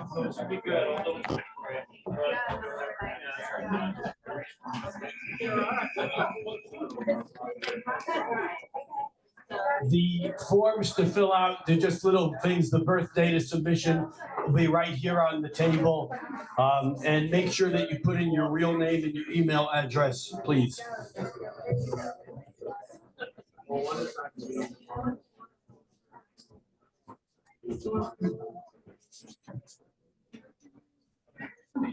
Could you do me a favor? Could you just make those and set those on the table right there? And just put those anywhere out there. There's not really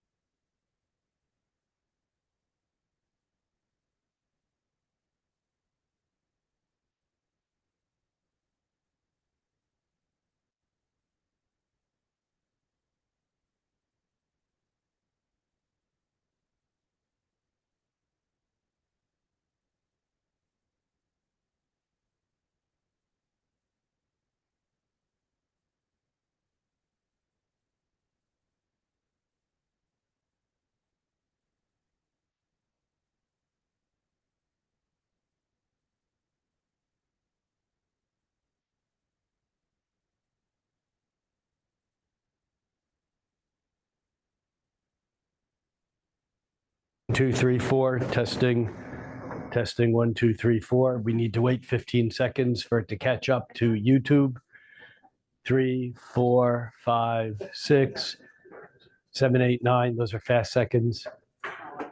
10, 11, 12. Now. Is the mic? Yeah, you're good. Huh? It's working. It is working. All right. All right. Re-welcome. Is that such a word? Welcome. Welcome again. Welcome again. Re-welcome. Welcome back. Yeah, that works in my language. But I kind of like re-welcome. All right, re-welcome everyone. And we are back here. And Sam, is the camera on me okay? Because I think I have my screen share turned off for a moment. Okay. All right. So what we have going here is I've picked 3 charts. And again, if I pick your chart and you're one of the lucky people, don't get too excited. This is not about you, it's about us. And so in fact, I don't know how to say this any more gentle, but you're being used. Now, the fact is that hopefully you do get something out of it. And so, but my intention is to kind of balance you getting something out of it if your chart is chosen versus all the rest of us getting something out of it. I will not use your last name. As we talk online, I'll only use your first name. And by token, that's not token. Why am I struggling with words tonight? By the fact that you've given me this and that you are engaging with me, you're also giving me permission to put this online. This will be on YouTube, and you're certainly welcome to go to that on YouTube and cut out your part and make it for yourself. I don't have any problem with that at all. But I only ask that you identify yourself. It reminds me of the story of Mullah Nasruddin, who was one of these Sufi, what they call them? Kind of crazy wisdom masters. That was the word. He was a crazy wisdom master, and Nasruddin walked into a bank in Afghanistan somewhere to do this transaction a few hundred years ago, and the bank teller says, he says, I need to cash this check or something, and the bank teller says, well, can you identify yourself? And Nasruddin reaches into his pocket, pulls out a mirror, and goes, yep, that's me. All right. I think that had something to do with something I was saying, but I don't remember what. It's totally embarrassing. All right. Regardless of what anything has to do with anything, we have a few charts. And the first chart I have is the chart of Karen with an I. Karen? Karen. How'd you do that? Was it you that said no flat ones? Yeah. Okay. Yeah, well, I somehow I picked that one. All right, so what I'm going to do now is go back to sharing my screen. If I can find out where. And I'm going to be sharing that screen. And I'm going to, we don't need that. And we don't need this. Oh my gosh. Sharing all kinds of stuff here that you don't need to see. All right, there we go. And now we're going to share this screen, and we're going to add this chart for Karen. And I always put the SF there for Soul Food. And Karen's birth date is October 8th, 89. October 8th, 89. And Karen was born in Oakland, California, the land of oaks. Whoop, it wants the birth time first. Come on, stop that. 6 a.m. I don't believe it.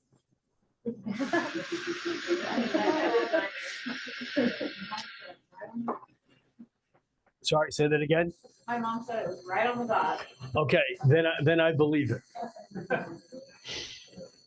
Although quite frankly, I take all birth data with the proverbial grain of sand or salt or whatever that saying is, because, 6 o'clock on the dot, was that on the wall on the hospital clock that was 3 minutes fast? We don't know. All right. So here we are looking at Karen's chart, October 8th, 89, 6 a.m. with this shows a 29 degree, 54 minutes of Virgo rising. Do you know your chart at all? No. Have you ever had your chart looked at? All right. So the first thing that I note that if you were born 15 seconds later, because this is so close to the edge between Virgo and Libra that I would be hard pressed to say, even if you showed me a birth certificate that said this was 6 o'clock a.m., was it 6 o'clock a.m. plus 20 seconds? Because that may have been enough to punch this over into being a 0 degrees Libra rising. Astrology is not as accurate as your other astrologer, whoever that may be, might pretend.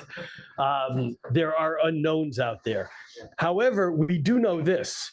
We know that when you were born, we know that from Earth's point of view, it would look like the sun was in the middle degrees of Libra. So you're a Libra. That's where that comes from. The sun sign is 15 degrees of Libra. We also know that Mars, and we've been talking about this because this upcoming cazimi or lineup of Mars and the sun, when you were born, Mars and the sun were very close together. Now, here's the interesting issue, that every planet's associated with the sign, every sign's associated with a planet. What sign is associated with Libra? Venus. All right, you have Mars lined up with your sun, but in Venus's sign. What does this mean? This might mean that on some level, you're more directed, more controlling, more angry, more ready to fight for what you believe than the quote unquote typical Libra that just is interested in making things nice. Now, I don't know if you register to that, if that makes any sense or not. You going to deny it? I don't think so. You don't think so? Well, okay, so for those of you who are online, Karen has claimed that she's not like that. She's a classic Libra. Now, let me say something else, and that is when I do any chart, my goal is not to be right. It's to be useful. It's to make a connection. So I'm thinking that there's still something here with that Mars that has something to do with how you go about your life and how you've incorporated what I'm going to call that young Martian energy layered over the sweet, creative, anything's okay Venus energy. It doesn't mean that you're feisty and that you're a warrior, but remember, there are martial arts that actually look like dance and that there is a creative process that actually has real direction to it. And so I'm thinking that there may be part of that in your life, but here's the other thing that I notice. And you can see that the sun and Mars are connected by these big, thick red lines up here to Chiron and Jupiter. I'll come back to what that means in just a moment. And down here to this whole cluster of planets that are in Capricorn. Most closely tied to this is to those degrees are the moon and Neptune. So what does this mean? All right, remember before we were talking about the tug of war and the tension. Well, the tension on your chart has to do with the expansive Jupiter and in its home sign, well, in its exalted sign, the sign it likes to be in when it's not at home. Jupiter in Cancer likes to grow by going inward, by family dynamics. There's that connection to home, family, mom, the source, that with Jupiter in Cancer, that's part of that story. And with Chiron so close, Chiron, the wounded healer and the original teacher or mentor, there's a sense here of what I call the rainbow chaser. The person who always believes in the optimistic potential possibility of what's around the corner or at the end of the next rainbow, the pot of gold at the end of the rainbow. Doesn't matter how good or bad their life is, there's always that sense of there's something yet to come. But what's interesting is that that's dynamically opposed to 4 planets, astrologically 4 planets. 3 or more planets in the same sign is called a stellium. Some astrologers refer to it as a cluster.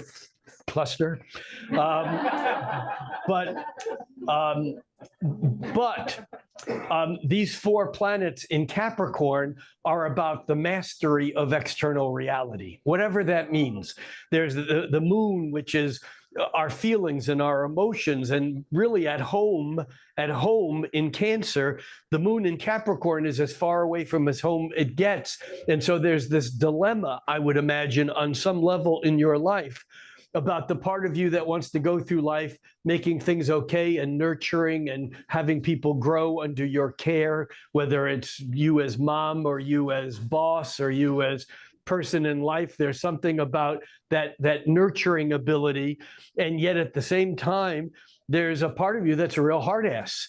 There's a part of you that has absolute beliefs in what structures are and should be. And there's a need to conform to that. And that tension pulls at you in both directions. And the halfway point between those 2 tensions, or those 2 points on those tensions, is the Sun and Mars in Libra. So that almost becomes the warrior in you, becomes that part of you that's going to fight for trying to find a balance between the inner and the outer, or between the protection of the self and the family and the private stuff, the Cancerian emotion stuff, versus what you do in the outer world. Does that feel any more on? Yeah. All right, let the jury reflect on the fact that the witness has nodded her head up and down, which I think means yes. Okay. But the other thing that's of intrigue here is the fact that Pluto is tied to those planets up there in Cancer by a blue line, which is a trine harmonious flow. And what this tells me is that there's a part of you that goes deeper than many people are either comfortable with, or that there's this sense that in order to heal things, in order to make things right, in order to learn or to teach those things that are important, there's a willingness to step off the map of certainty and into the realms of the shadow realms, the hidden, and that becomes an important piece of your chart. And yet, regardless of whether you were born with Virgo or Libra rising, that those minute one way or another, the fact of the matter is that you were born with Mercury rising. Every day the sun rises. Okay, the sun never rises. Every day the earth spins and the sun comes into view, but the sun isn't rising. Every day the earth spins and every planet comes into view, whether we can see it or not. The fact of the matter is, on the morning that you were born, that Mercury just came up over the horizon. This is the horizon. You can see Mercury just coming up over the horizon. And within a half an hour or so, the sun and Mars would have risen and Mercury would have become invisible.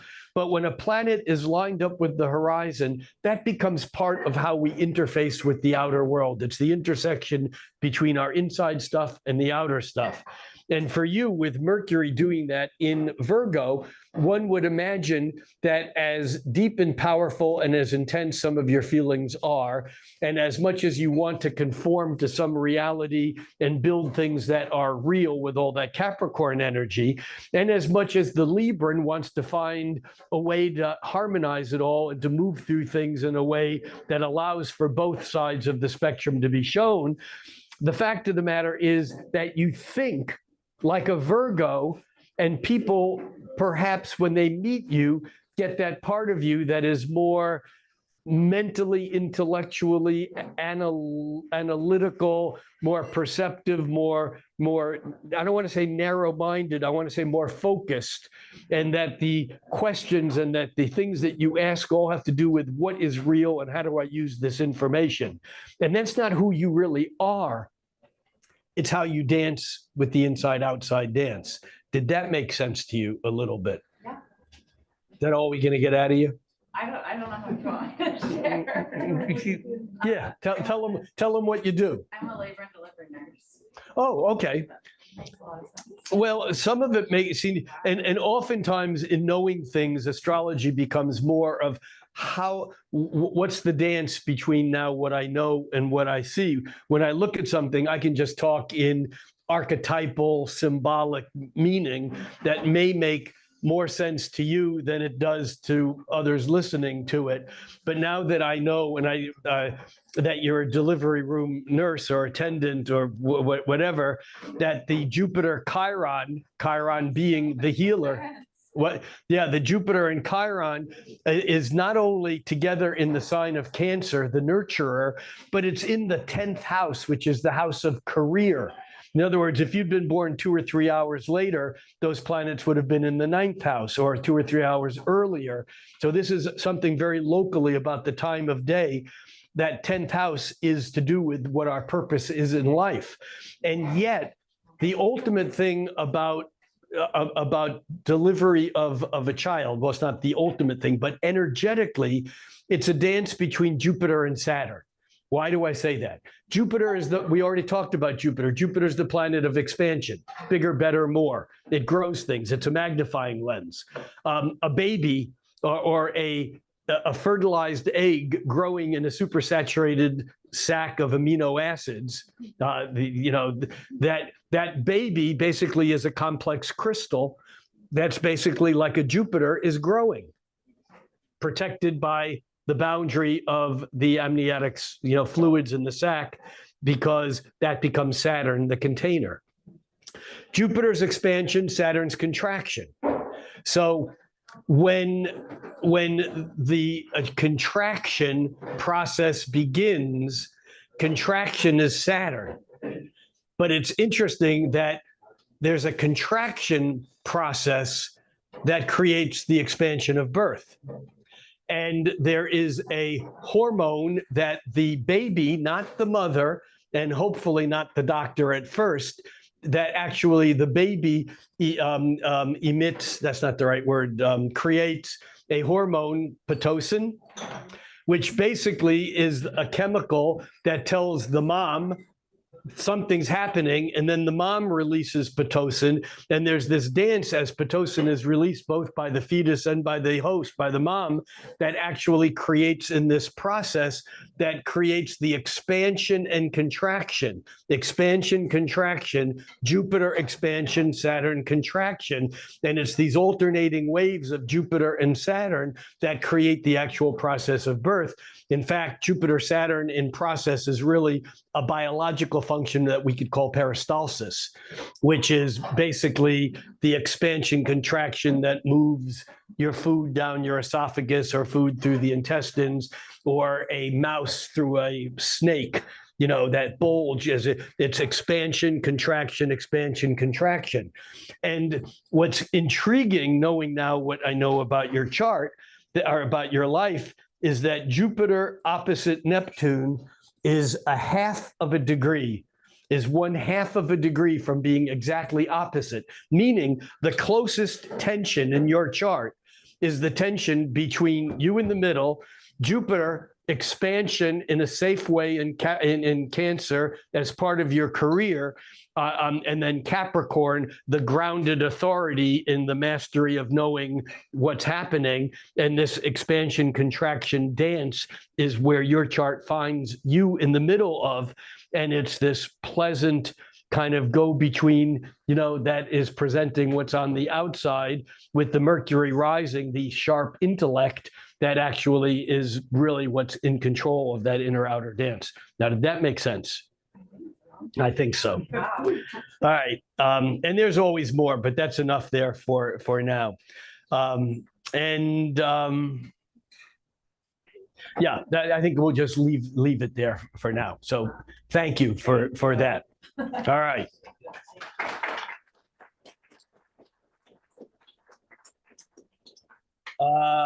Anne,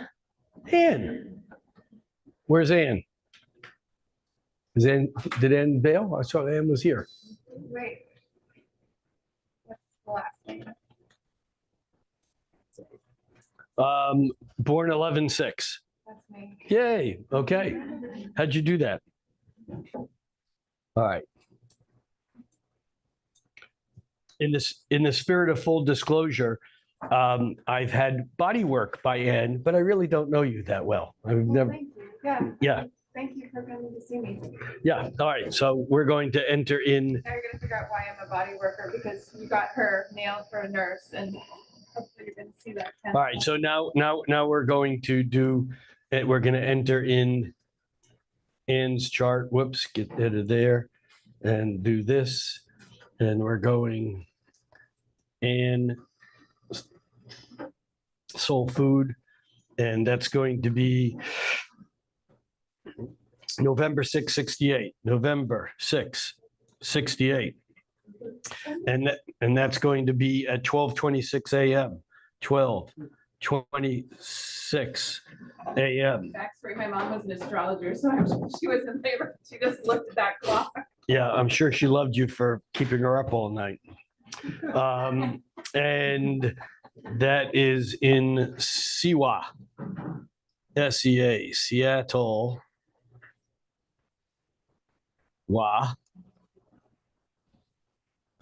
And okay, a little bit of symmetry. So every chart energetically is different. And when I look at a chart, what I really am looking at is the shape of the crystal. We talked about how we're self-aware, complex, animated crystals. Like snowflakes, we're all the same, but we're all different. And in a way, the chart shows the shape of the crystal. And when I look at Anne's chart, the first thing that I notice is that there's a pile of planets here clustered together in late Virgo into Libra, even into Scorpio. And really, there's only a couple of other planets, even on into Sagittarius. These planets are all contained within a quarter of a circle.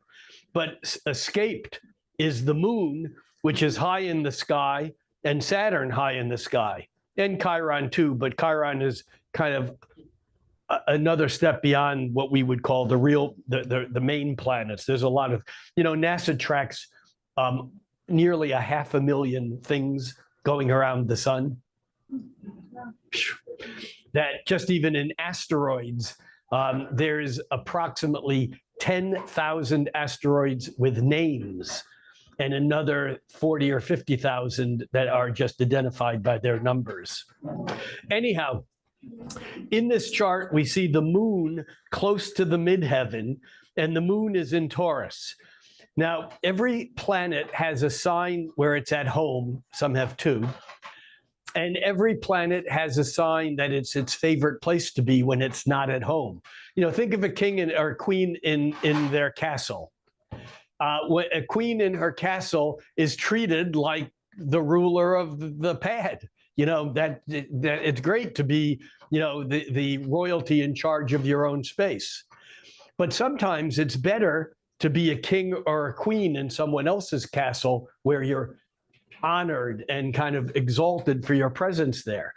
Well, just like Jupiter, which is at home in Sagittarius, loves to be in Cancer, where it was in the 10th house in Karen's chart. And when a planet is exalted, it just means that it just naturally, easily expresses itself without having to struggle. Not that there are no struggles ever on any one part of our life. But the moon is at home in Cancer.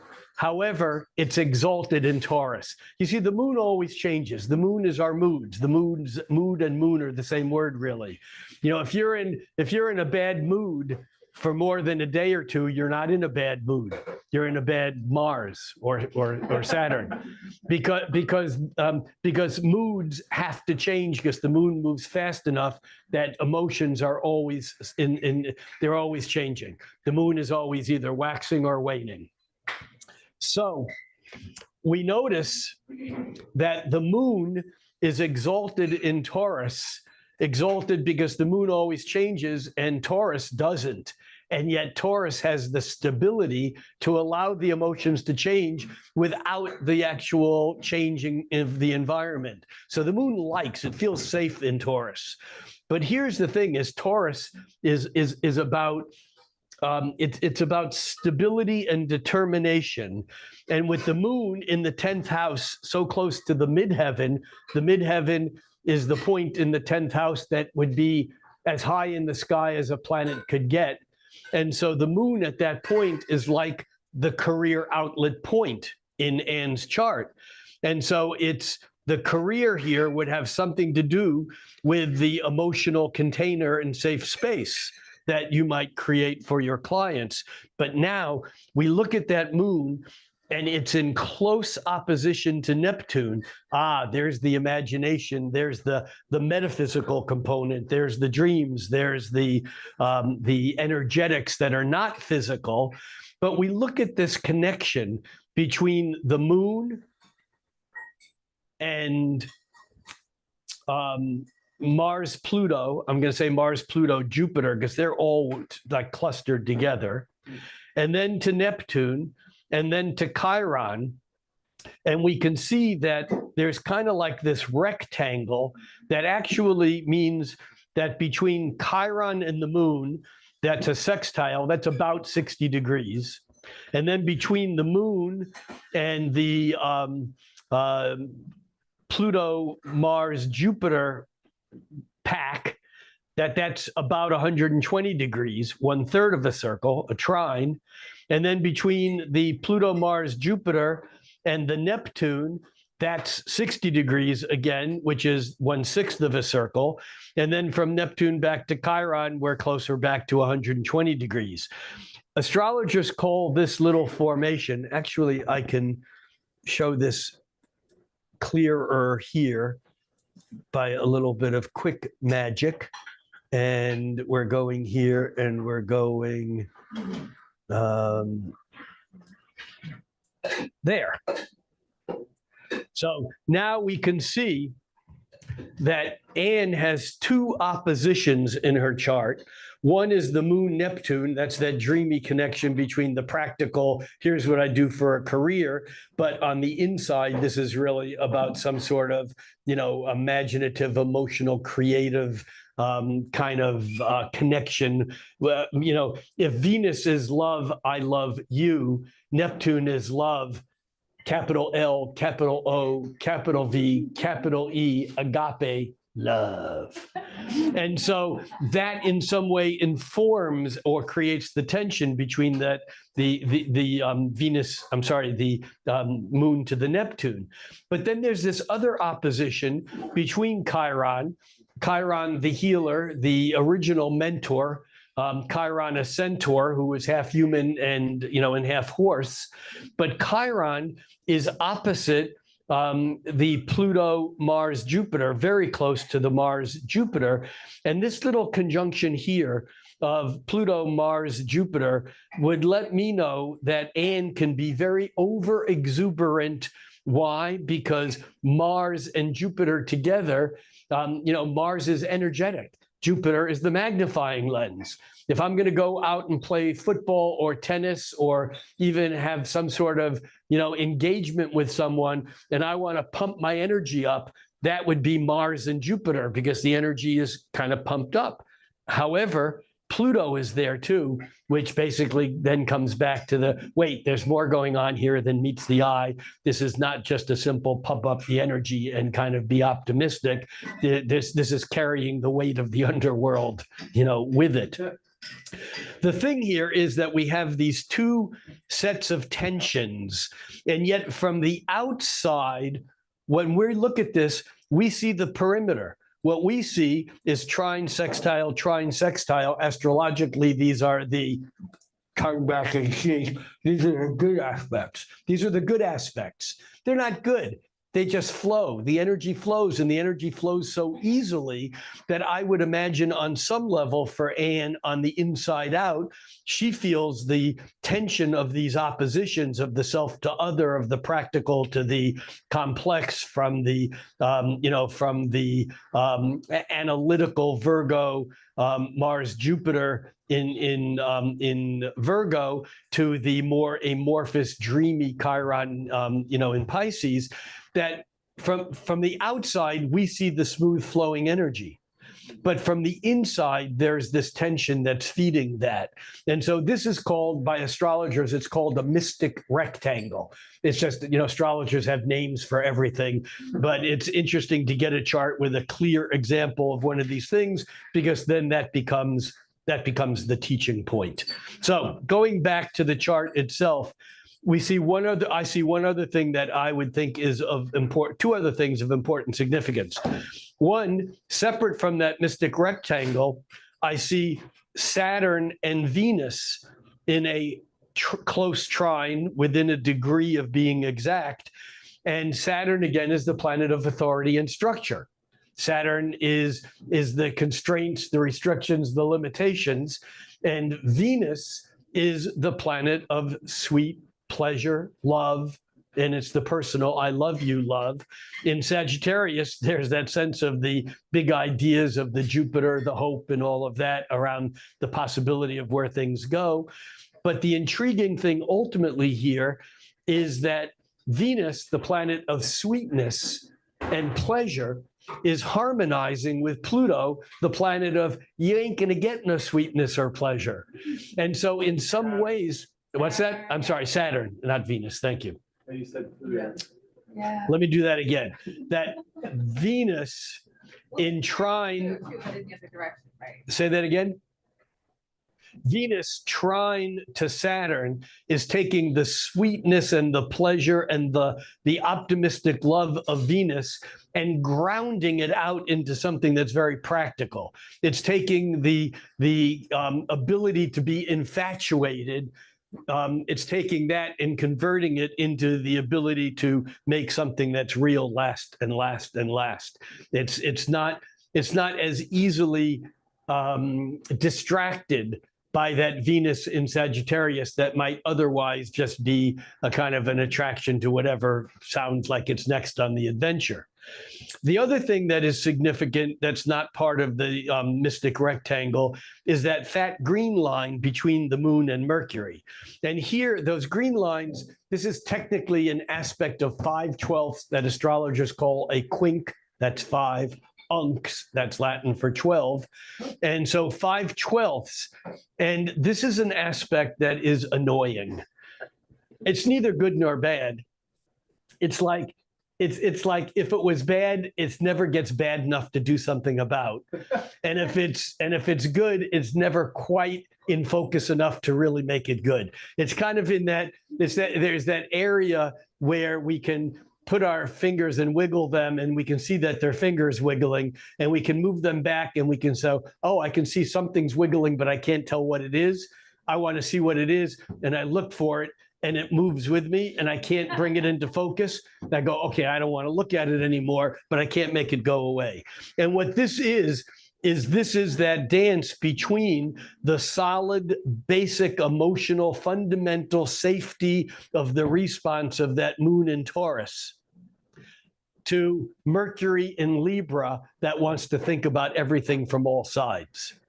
And those two things just, they're playing in different ballparks. They're like chapters in different books, and yet they're both in your book. And so you kind of have to make it work, hearing the noise of that Libra, always looking for balance, equanimity, and yet the moon knowing that, no, it's not about that. It's about making something real and taking it and going in that direction. So interesting. Oh, and then of course, we haven't even mentioned the fact that aside from all of that Virgo Libra stuff and the mystic rectangle and the caring, nurturing, fundamentally determined moon on the midheaven, aside from all of that, that Anne is ultimately a Scorpio. But notice I got this far in the reading without even noting her sign. And that Scorpio is going to do two things. First of all, it's going to strengthen the Mars, because Mars is the planet associated with Scorpio, and it's going to strengthen Pluto. And look, we have that Mars-Pluto conjunction lined up with Jupiter, and this tells me that as sweet and as nice as Anne can be, don't fuck with her. Because she'll sit there and continue to smile, but she's got some I can't even talk anymore. She's got some nuclear weaponry tucked in her pocket somewhere that if you piss her off the wrong way, if you overstep boundaries once too often in a direction that is not okay, you're going to see a different side of Anne. Anne is someone who would make an amazingly grounded, stable, sane friend until. And I have a question for you, Anne. Is that the smile of recognition that you just did? That kind of, it was almost like a cunning snake-like smile, like saying, here's the apple, Eve, it'll be fine. The other thing I wanted to mention is that Wait, don't go mentioning things until you answer my question. yeah, I definitely. Yes. That's all we want. The answer is yes. Okay.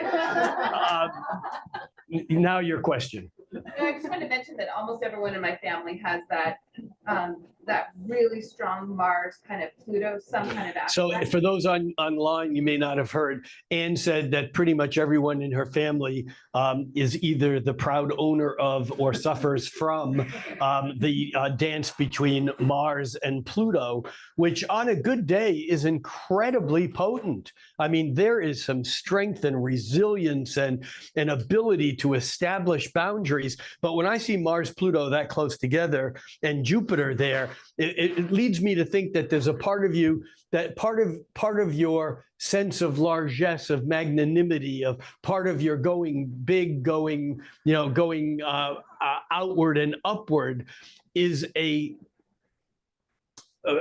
astrologers would call it reaction formation.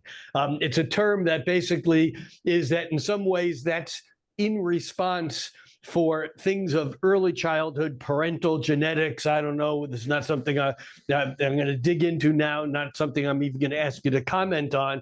But there's things here that would suggest that whether it happened to you personally or whether you observed it in family or in culture around you, this is about people whose boundaries have been messed with.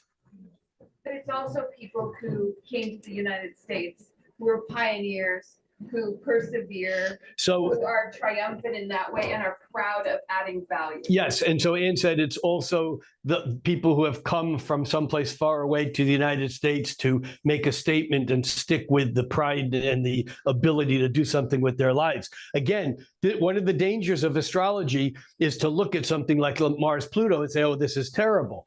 However, I'm going to stick to my guns and say that whatever it is positive in your life, whether it was in your life, your ancestors, or somewhere, that there was something Mars, Pluto ultimately has to do with that power struggle of those things that come up that we have to in some way keep down. It's also the mark of someone who has to work, right? Who can't sit still, who has to contribute. Yeah, so Anne is saying it's also the mark of someone who has to work.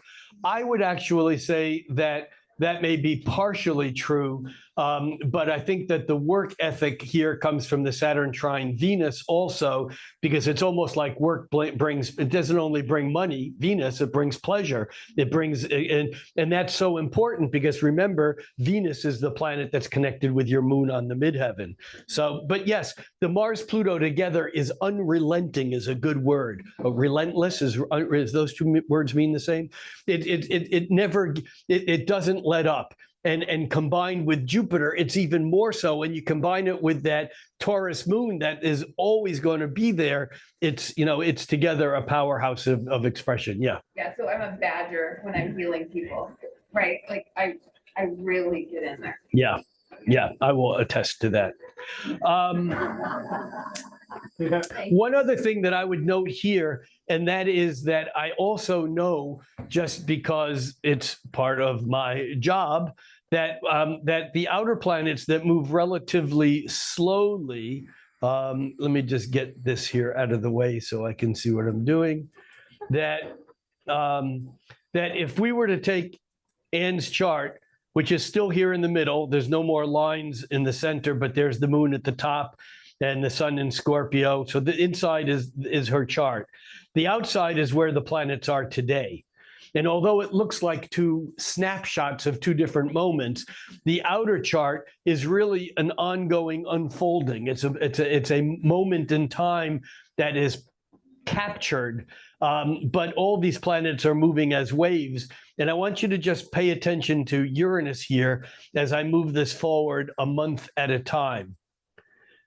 So Uranus turns direct, and whoops, you can see right there that by next spring, Jupiter moving forward catches up with Uranus right at the top of Anne's chart. And then Jupiter lines up, we go this now down to a day at a time. Jupiter lines up with the moon at 26 degrees, pretty close to right about there, which is mid-May. And then right behind it, Uranus comes up to those same degrees. And let's go back to a week at a time here. And Uranus actually reaches the degree of the moon roughly by July, August. Now, when planets in the sky line up with planets in your chart, these are energetic intersections. You don't have to know that a planet is there for the intersection to be there. So even if it's Pluto and you lived where Pluto was not yet known, you're going to still be at that intersection. Just like if two hydrogen atoms are properly joined with an oxygen atom, that'll make a drop or a molecule of water. You don't have to know that there's such a thing as hydrogen atoms. So what we can see, though, is that Jupiter and Uranus will come up over the top of Anne's chart and line up with her moon. And what that suggests to me, that things that are your relationship with the outer world are at a point of instability to the extent that something can change. This is neither good nor bad. It releases the tension that's been building up, but it can be a major breakthrough since Jupiter and Uranus are right there. And it may be, a new form of your, of your professional expression and or a breakthrough in that which you've already been doing. So I would note that from a timing standpoint, that's important. So, okay. And Anne, thank you very much. One more. We got Chris. Chris? Chris K. That's me. No, that's you. All right. Let me get your data in here. And you were born January 9. All right. Hang on one second.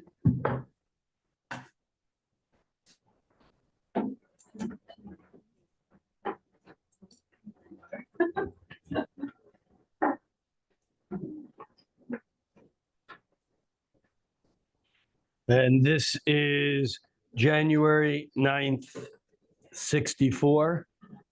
And it's at 1806, 606, 1806. And that is in Seattle. All right.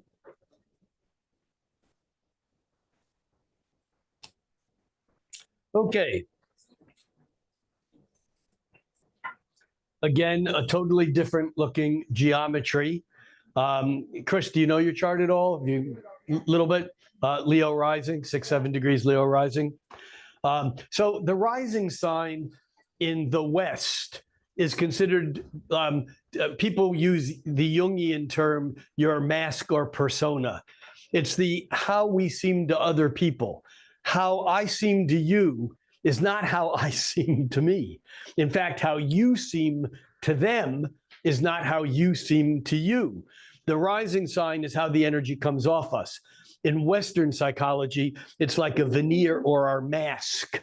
that I think of it as the dance that we do when we meet someone new. They might not know about us yet, but there's that kind of interaction. The problem is that that's only half the story, because in Vedic astrology, in Hindu or Eastern astrology, I think you have my time wrong, it's 8:06, not 6. well, then you don't have Leo rising. I do have Leo right. Late degrees Leo. Let's see. 29 degrees. Wait, you said 806? 8:06, yeah. Well, that's not what you have written here. What you have written here is 1806. You're right. And so that's six. Okay. Yeah, 8:06, sorry. it is. All right. By the way, anyone who's done astrology for a long time, and you'll notice that I actually did validate or do what I thought was a verification, but every astrologer has gotten to the end of a reading realizing that they have a wrong date. It's embarrassing. It happens. And then, of course, the dilemma is the client didn't seem to notice. Do I say anything? It's not good.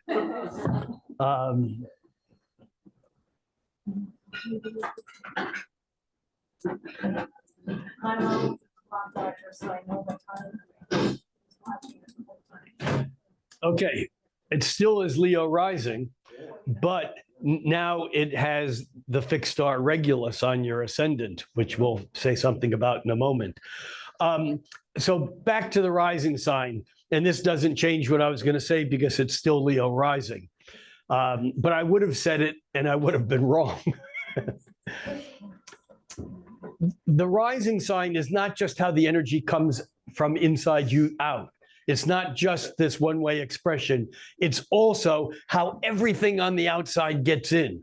In other words, it's our intersection point between the inner and the outer, and it is a two-way street. And it's something that many Western astrologers miss, which makes the ascendant, if we have an accurate time which determines the ascendant, very significant. So here with a Leo ascendant, one might imagine that Chris to other people might seem more upfront, more open, more into presenting or being something with intention in a situation, when the fact is that her moon in Scorpio and her sun in Capricorn are both much more controlled and internal than what people might see now people who get to know you, they know, it's not like that other stuff is hidden completely, but there's something here about that dance that you do that in some way becomes a cover because you don't want everyone you meet to know how much you keep inside. Yes, true? Yeah. Interestingly enough, when I've been doing these kinds of readings in public for like a long time, and it's interesting how you see themes in charts that you pick, that these people don't know each other and you just randomly pick three. But in Anne's chart, we saw the Venus trine Saturn, and in Chris's chart, we have Venus conjoined Saturn very closely. There's a similarity, but a difference. The similarity is that with a conjunction, these two planets are trying to fit into the same space.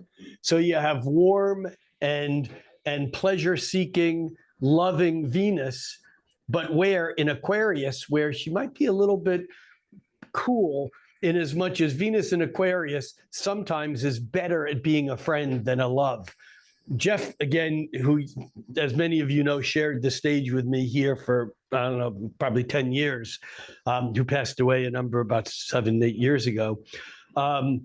Jeff used to say that Aquarians love being in love, but they don't like the fluids. Now, this is both literal and symbolic because astrologically, wet is emotion. Water is the element of emotion. And Venus in Aquarius, remember, Aquarius is not a water sign. It's the water bearer. It's an air sign. And when the air doesn't have any water in it, it's very difficult to communicate emotions. Look at the Nordic countries, for example. And yet compare that to the warm, wet tropics where the emotions seem to flow more easily because of the moisture in the air. So we have Venus in a rather restrained sign emotionally, and yet very friendly, because there's very few signs that are quite as adept as Aquarius for social interactions. The social interactions are easy, but Aquarius always reminds me of the Groucho Marx line. He used to say, "I'd never be stupid enough to join a club that would have me as a member." Because if a club was dumb enough to have me want to be a member, I don't want to be a member of that club. So there's something about that Aquarian being on the edge or on the border, and especially with the Venus lined up with Saturn, suggests that there's something about your dance with warmth, with love, with sweetness, with pleasure that has this kind of learned or socially inflicted or something that prevents you from being as warm in a moment as you might want to be, but it gives you a strength of loyalty and commitment in love that many people don't have, because it's ready to forego the momentary gratification for something that has endurance and persistence and stability. And that's that Venus in Aquarius. Interestingly enough, that Venus in Aquarius is square to Neptune, which says that's great, but it kind of messes with my fantasy life because what's held back in the physical world expresses, in the unexpressed realms of fantasy. And Neptune is quite strong, and I would imagine because it is harmoniously sextile to your sun in Capricorn, there's something here about the dance between not only your Neptune in Scorpio, sextile your sun in Capricorn, but also your moon in Scorpio, sextile your Mars in Capricorn. There's an incredible dance here that between the signs of emotional volatility and intensity and transformation, Scorpio, and the ability to master one's own world. I would imagine that on some level, your ability to hold your impulses in check have created for you in some way a world in which you're considered to be either an authority, a competent person, someone who has a handle on how to navigate through whatever the situations are that might be in your life. I mean, there's a sense here with that Capricorn that this is in some ways in your fifth house, whether it's children or those things in your life that you've created. There's something here about creating a castle on top of a mountain. And unlike some people, you would never waste your energy building a castle on shifting sands. That it's as important for you to find the mountain before you start building a foundation, whereas other people might just build, and often have to deal with the deconstruction, reconstruction. On the other hand, I would also point out that Pluto, which was here in Virgo when you were born, Pluto takes 250 years to go around once. If we were to locate Pluto where it is today, it's basically at that 27 degrees of Capricorn lining up with your Mars, which would suggest to me that over the past decade that you've had a bit of falling apart, deconstruction and reconstruction of your life, because as Pluto lined up with first your sun, this is probably still probably like 2017, 18, somewhere in there, I'm ballparking this, 18, 19, maybe even beginning back as early as 2015, 16, that things began falling apart and kind of having to reinvent your life, and almost like a caterpillar becoming a butterfly. That sounds great when the butterfly flies away, but it's not so good when the caterpillar is in the cocoon and is just black gunk. And so I'm imagining your life, Chris, at a point now where you've experienced not only Pluto going all over all these Capricorn planets, just beginning to come out. It's almost like if you help a struggling butterfly out of the cocoon, it'll never fly, because it gains strength by pushing against those boundaries, and that's what gives it the ability to fly. I imagine you're right at the point now where it would be really easy for friends to come in and help you, but if they do, that might be the worst thing that could happen, because you're so close to basically using those wings to fly. That's compounded by the fact that over the last year and a half or so, as Saturn was moving through Aquarius, you had your second Saturn return, which in some ways probably had you thinking about what was going on in your life back when you were 28, 29, 30, and how is that impacting my life now, and what do I need to do to stabilize my life for the years ahead. So has that made sense to you? And let the record reflect that the witness said, oh, yeah. Do you have any more than that? Anything you want to share with us at all?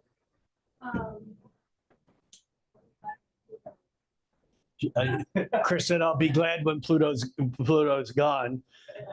Yet you'll probably miss the intensity and the passion and the engagement of what you've gone through, whether or not it's been fun.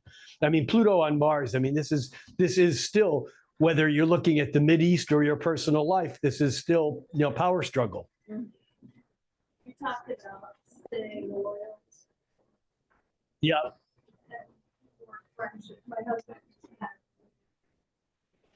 is now starting to mention that, and so there's no, on his side, there's no.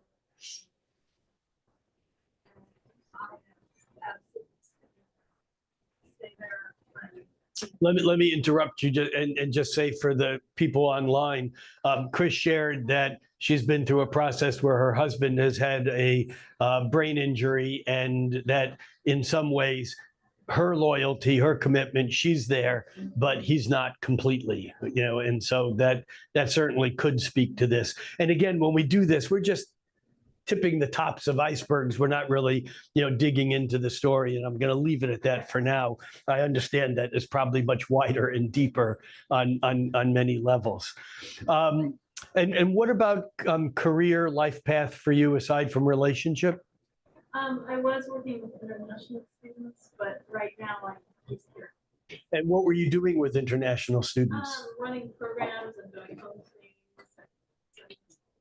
So in a way, I'm looking for a connection to all that Capricorn energy, the Capricorn Mars and Sun. There was something about you giving structure. Yeah, I was the director. The director of a program. Okay, thank you. That's what I was looking for.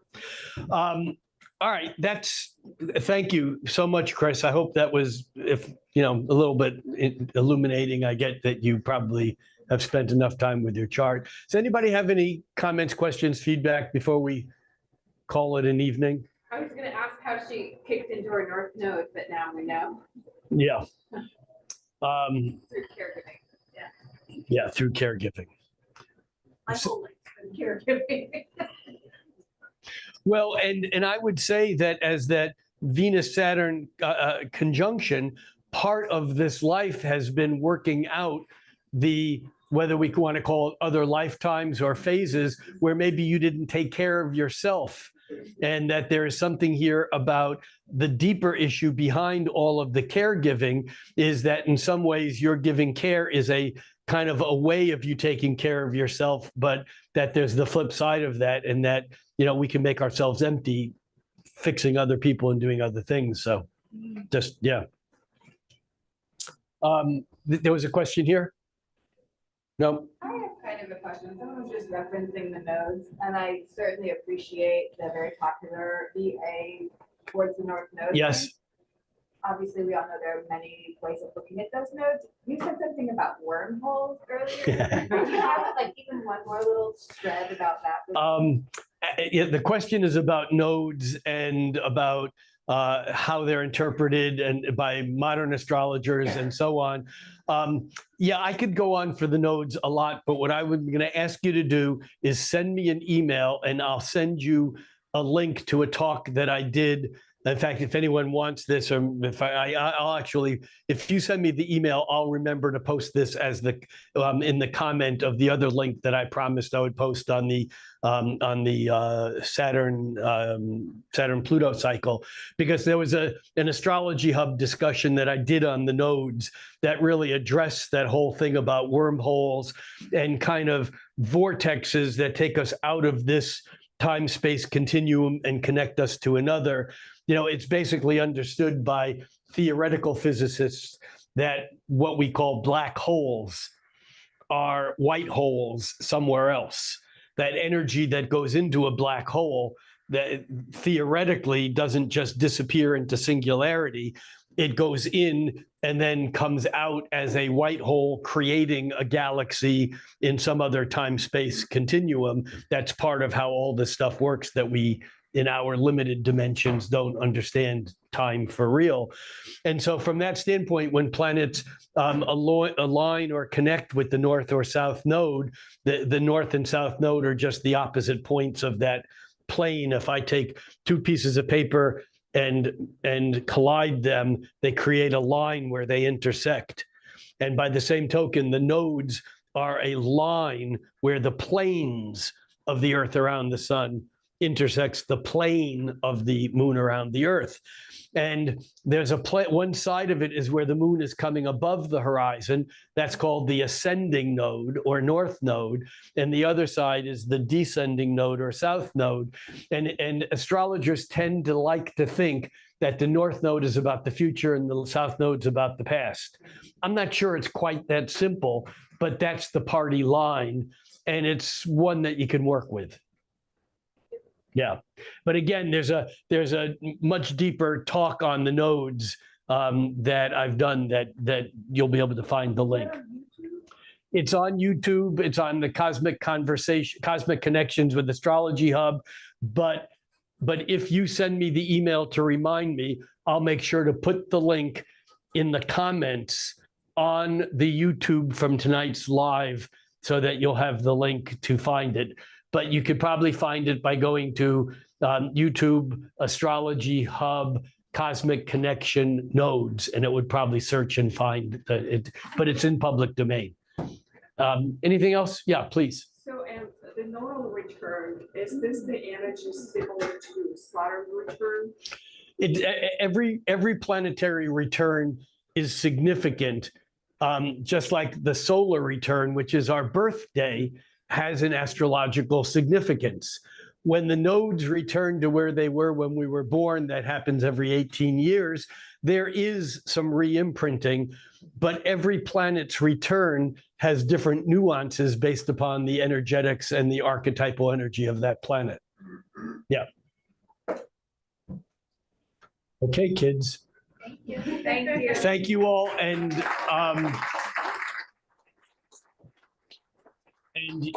here I'm going to unshare my screen. I'm going to thank all of you online for sticking with us. I will be here again next month on December 1st, Friday, December 1st. I will be leaving for India for a month and a half on the 2nd. So there will be no astrology night on New Year's Eve here, but I'll do something from India on New Year's Eve, and I'll keep you all posted as to when that'll be. Keep your eye on. Also, if you're not on my email list, this is your chance to make a mental note. This is new. Go to, there's a new website. It's ricklevineastrologer.com, ricklevineastrologer.com. Go there and sign up for the mailing list. I promise I won't overload you with all kinds of marketing crap, but if I do a live or do some event or a reminder for tonight or whatever, you will get it there through that email list, ricklevineastrologer.com, and get yourself on that email list. But I will be doing something from India, but it won't be from here. With that, I think, yeah, go ahead. Do you mind if I tell people that there's room in my practice and that I would very much like to help anyone who'd like to come and see me? Yes, I mind. No, it doesn't matter. You guys now know. Talk to Ann. This is called Body Audit USA, and it's around. And but I will be here next month is the point. I won't be here on January 2nd or 3rd or 4th or whatever the first Friday is in January. I will be back here though on the first Friday night in February.